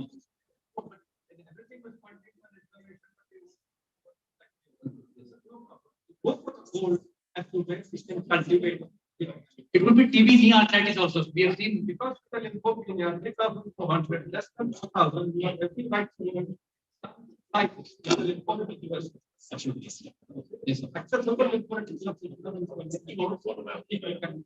Yes, it was not there, sir. So you can start it there and go for that, or you go for You have thank you for such a good case. One comment on IPT, I think the guidelines also recommend IPT should be withheld when you're starting ART. If you're not 100% sure TB is not there. So if a patient is running fever and you are after extensive investigation assuming it to be HIV associated fever, start ART, withhold IPT. If there is no iris in the next few weeks, 4 weeks, then you may start IPT.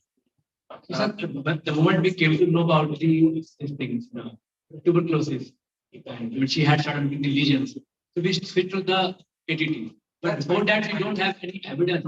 Only thing was that is fine, but the point is that IPT may be withheld if someone is running fever. Or was that we go to the next phase? Speed was not checked before. Sir, I have one question regarding the histoplasma antigen kit.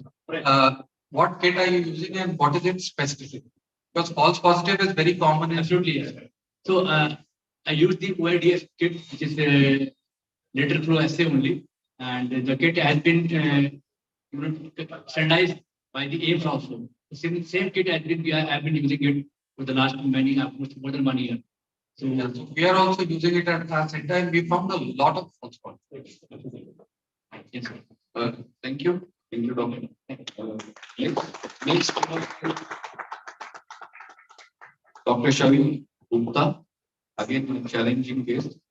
Let's see how challenging the next one is.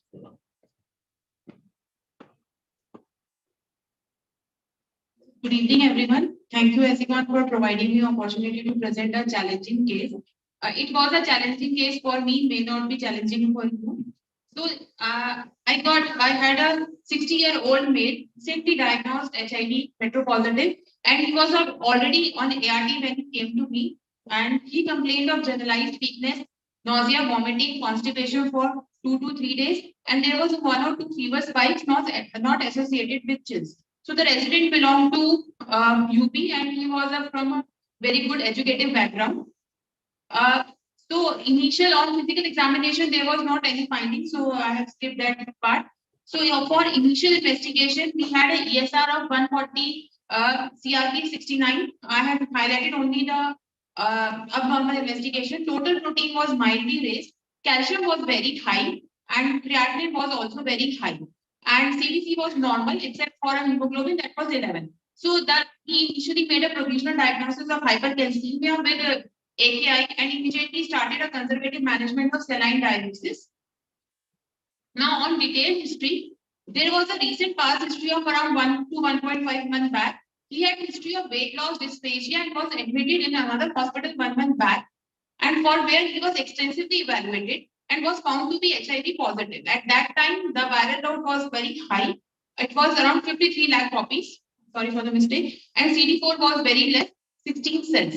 There he had a dyspnea, so his CD chest revealed bilateral perihellar diffuse GGOs with relative sparing of subdural field.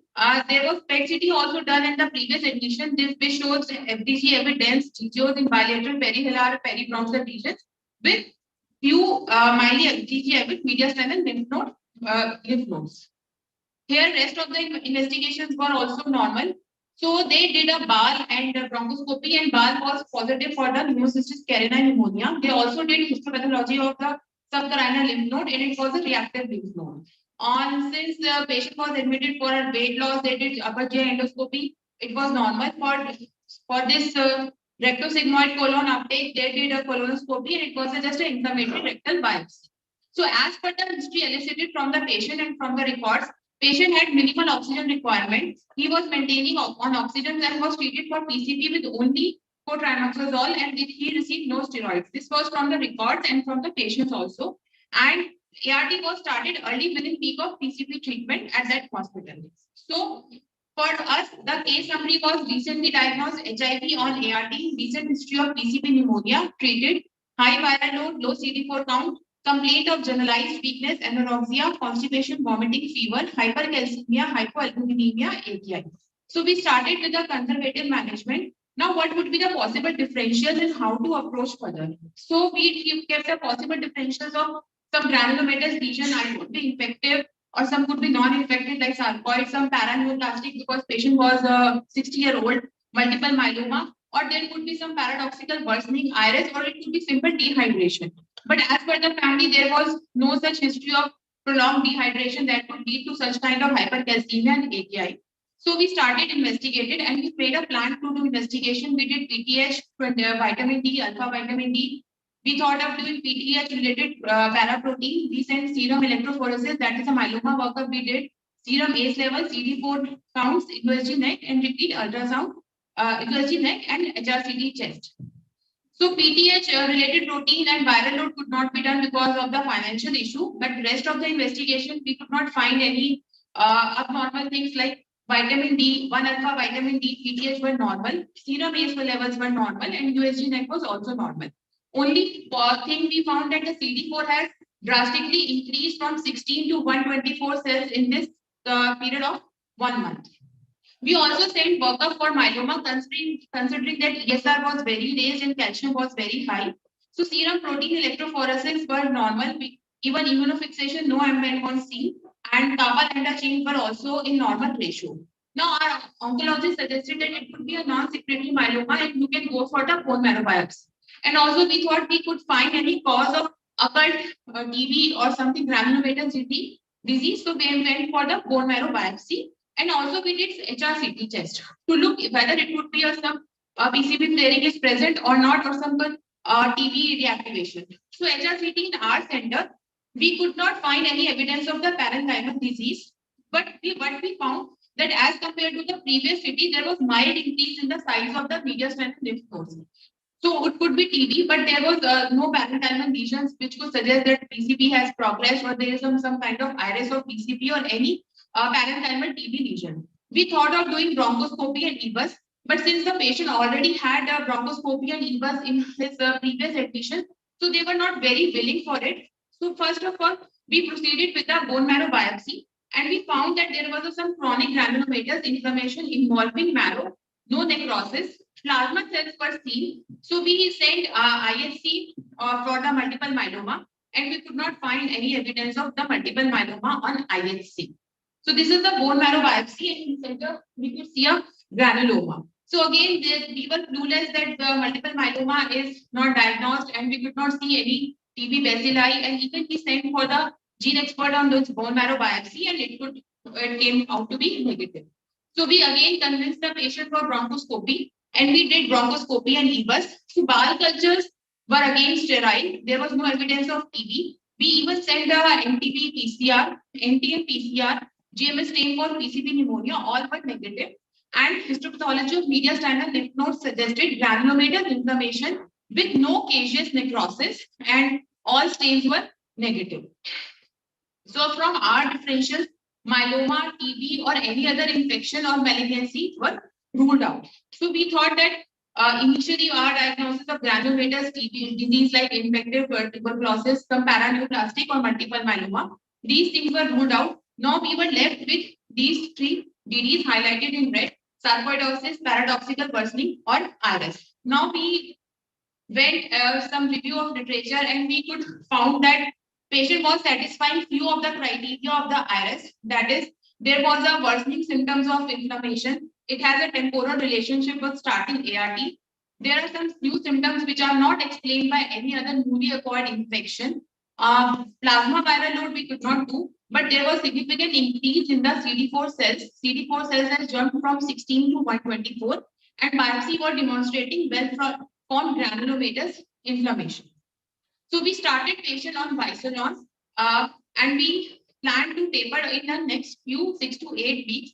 And on follow-up, hypercalcemia was resolved. Patient significantly improved clinically. Creatinine also improved, and repeat HRCT after 6 weeks suggested reduction in the mediastinal lymph nodes with no parenchymal lesions. So, and patient is doing well.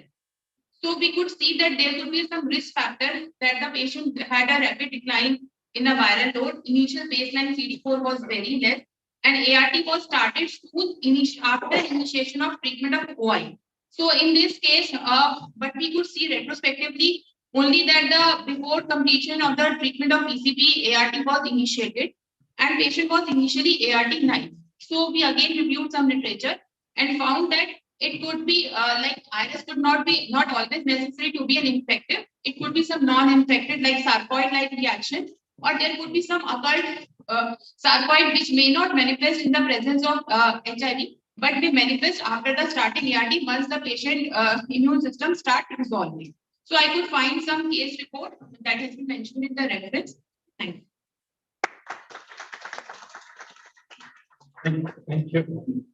Fundamentally, when you look at, when you go on to your differential diagnosis, please remember this. Differential diagnosis is only on etiology. What is the connection of the diagnosis? Differential diagnosis. Now, what is the structure that is affected? The structure that is affected are lymph nodes, which is seen on the X-ray or on CT scan, which shows mediastinal nodes of more than 2.5 centimeters. So that is where the gold lies. So the approach here should be in terms of a lympho-reticular problem occurring in a patient who has got HIV with a CD4 count of what number was 16 with a 500,000 viral load. So you are in the realm of less than 50. So you will have manifestation of TB, histoplasma, MAT, whatever you want to put in that toxoplasma, whatever you want to put in that. Now the question is, don't get misled. You happen to get a high calcium level. Please remember, hypercalcemia can occur in many conditions, classically hypervitaminosis D and other conditions. But please remember this, myeloma is a biochemical diagnosis. Myeloma is not a histological diagnosis.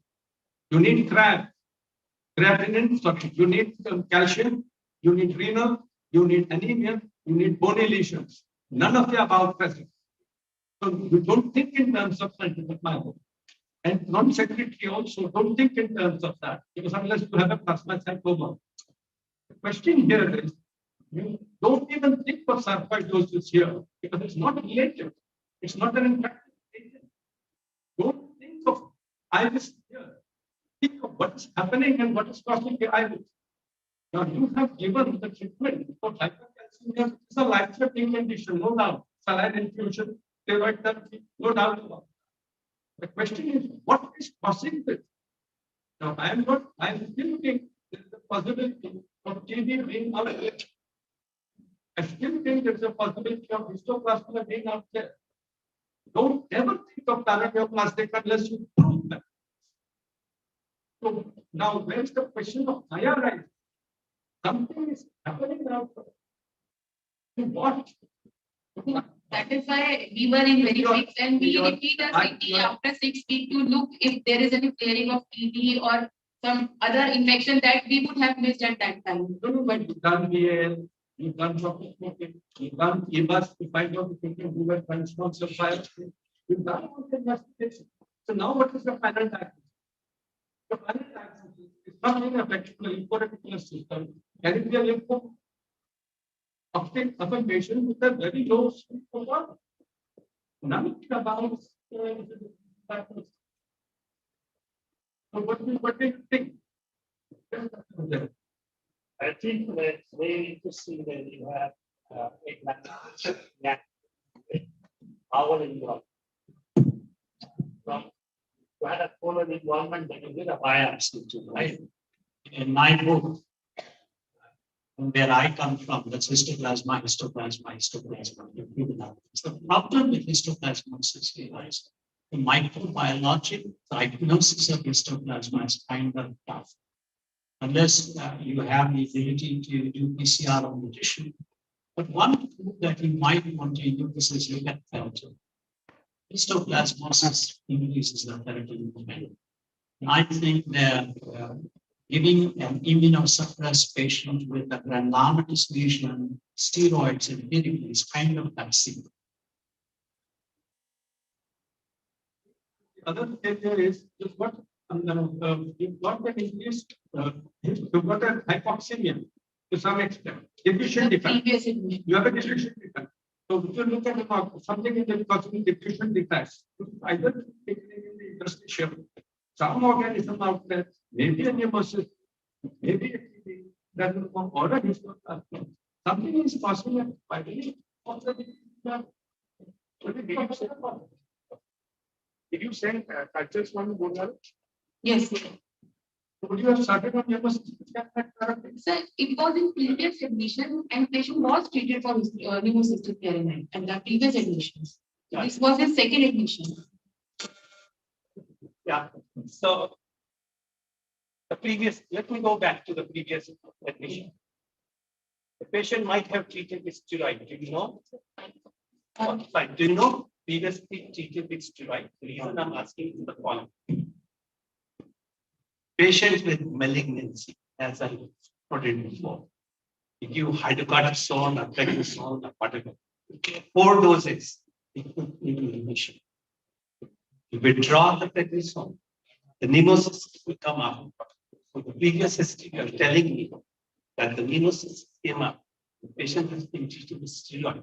It's telling me it's partially treated lymphoma, leukemia, whatever is partially treated. So I want to know the previous history. Yes. So as per the patient records and as per the patient attendant, patient was not given steroid in the previous admission during the treatment of PCD. So that is something. So much. So finally, we have a case of popular menace in HIV. I request Dr.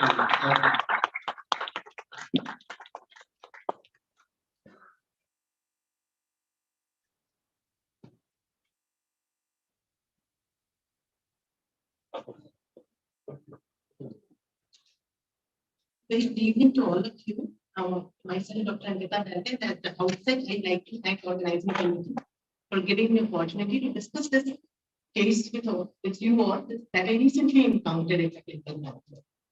So fungal medicine HIV. So why I get this name? Because it's an unusual presentation of this fungus, which we usually see in our daily practice.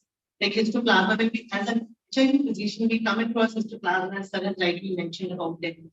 Focus, Canada, based on different geographical location, we come across, we have seen that HIV is associated with disseminated disease of blastomycosis, coccidioidosis, and rarely we see exogenous infection. So coming to the case, so it's a case of a young boy, he's 23-year-old boy, he's student, resident of Delhi, came to hospital with history of on and off fever of around 100 and 101 degree Fahrenheit. And this fever was not it was not a daily thing that he was getting fever. On and off it was coming and was not associated with any chills. He also had swelling over his face, eyes and lips last 40 days. So he has taken multiple oral antibiotics outside, showing different clinicians outside. And they were discharging purulent secretion from the eyelid. Multiple skin lesions, small pustular lesions were there present throughout the body. And so as the history was chronic and we needed to evaluate him further, he was admitted for further evaluation. So on examination, he was febrile, he had a swollen eyelids, both upper and lower eyelids were swollen. There was lymphadenopathy with a prominent submandibular lymph node, mainly at the right side, which were around 2 into 1.5 centimeter and firm in consistency. The palate was also showing small pustular lesion. I'll be showing the images with my later slides. And he was conscious oriented. His chest was clear on auscultation. Heart sounds were normal. Liver and spleen was not clinically palpable. And abdomen was soft. So majorly, if I see the pathogenesis was though appearing systemic, but it was also mainly localized at the face. So if we see this picture here, we can appreciate the cursor is visible. We can appreciate here that both the eyelids were swelled and pus points were there. And if we see the palate, there was again a small pustule and the dampening of the palate was there. So he was already started on broad spectrum antibiotic and ophthalmology opinion was taken. Relevant lab investigations were sent. We did pus culture and the blood culture. So the ophthalmologist took out the pus from the eye by expressing it. The fundus examination done by ophthalmologist was normal. We did radiological examinations. If there was a marked swelling over the face, we went for X-ray, paranasal sinuses, and it was involved. We followed by CT, MRI, brain, and penis both.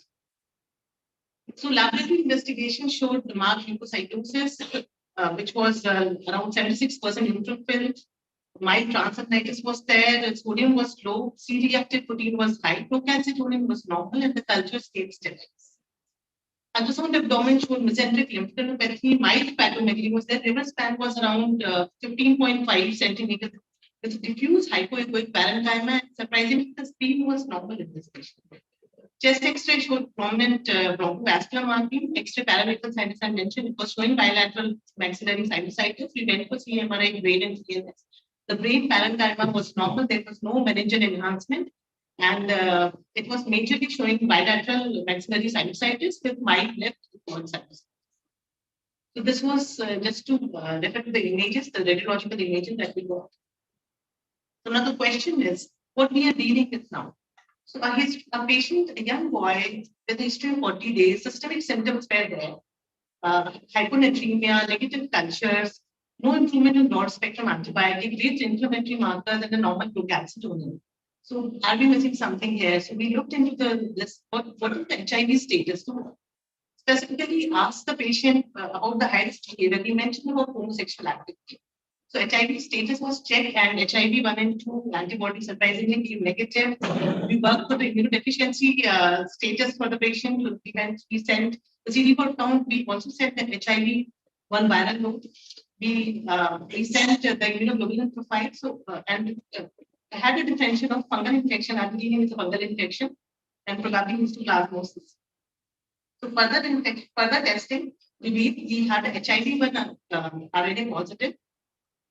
CD4 count was low, it was 101. Immunoglobulin profile showed no deficiency was observed in IgM, IgG, and IgG levels were normal. We did histoplasma urinary antigen, which was positive. The palate was black. I had this, whether we are dealing with histoplasmosis when all the cultures were negative. And serum electromenin was also positive, 1.56.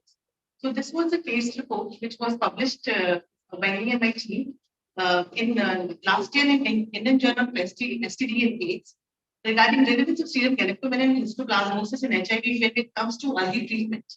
So actually, that time when we had this case, we did not have the availability of urinary histoplasma antigen. And when we send the biopsies, the report doesn't come in a day. And if the patient is sick, sometimes we need, and if we have ruled out other infections, we need to start the patient on treatment. And electromenin sometimes helps because it has shown various reports are there, and we found in this paper also we have published that sensitivity is good when we talk about picking up disseminated histoplasmosis if we don't have histoplasma antigen. So for the post, the patient was started on liposomal amphotericin B, 3 mg per kg was started. So with a careful monitoring of lab parameters, kidney function test, and the potassium levels, we started showing signs of improvement. Consequently, we also got the lymph node biopsy done that was done that showed the yeast cells pass positive fungal spores were seen. So just a quick reminder, this was the images that was before treatment, and this after 3 days of treatment with liposomal amphotericin B. The response was very drastic. So this is the palette, and this is the palette after 3 days of treatment. So he completed 7 days of liposomal amphotericin B. The response was actually good. He was discharged on oral itraconazole therapy. He started on ART, and currently after 3 weeks of treatment, he is doing well. So a quick discussion. Very few cases of disseminated histoplasmosis causing sinusitis is reported in literature. I went through that. I found only 7. I found around 9 cases being reported in HIV in histoplasma causing sinusitis. And out of that, 7 was HIV infected. Treatment of choice for disseminated, we all know it's liposomal amphotericin B, especially if we are looking at AIDS patient who is HIV positive.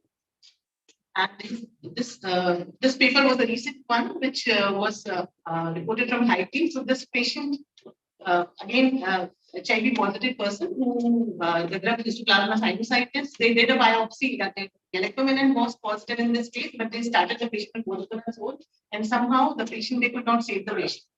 If we see this, so this is the just to complete the list of 8 patients. These are the 8 patients we can see here. Majority of them are having HIV. One was immunocompromised with CLN, and the one reported from our country, there was no as such, but he was a 90-year-old lady. So just special thanks to my team in my hospital, Dr. Charu, Dr. Vanuti, Dr. Naveen, Dr. Priyanka, who contributed, who gave their valuable inputs in the diagnosis. Thank you. Thank you. I know that HIV confidence and HIV is one infecting agent. Always go for the anatomical basis of the problem. Where is the organism residing in this patient with this eye swelling? Is it in the lacrimal gland or is it in the skin? And then you put something in the mucosa. You don't get something in the mucosa. The mouth is abundant with macrophages simply because we've got a large amount of anaerobes and we want to protect the body from these anaerobes. So where do you think the gold was in the mouth? The gold was in the swelling in the mucosa. The gold was on the skin. Why did we not go in for a skin biopsy? So we went for biopsy. Doesn't matter. Why don't we go in for the skin biopsy of the eyelids if we didn't want to spoil the beautiful face of a 23-year-old boy and call them? There were disseminated pustules all over the body. No problem. But going for the mouth. Mouth, nobody is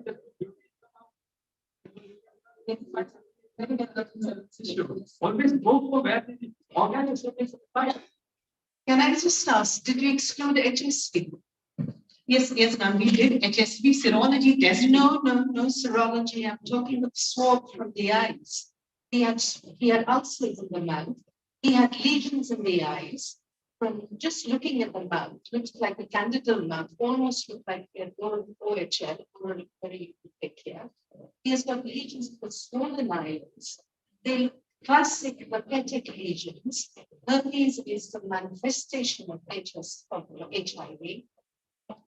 I was a little taken aback by the fact that nobody swabbed the eyes. Only, I mean, ma'am, if I talk about oral cavity, orally, swab anything that's, ulcerate, it's an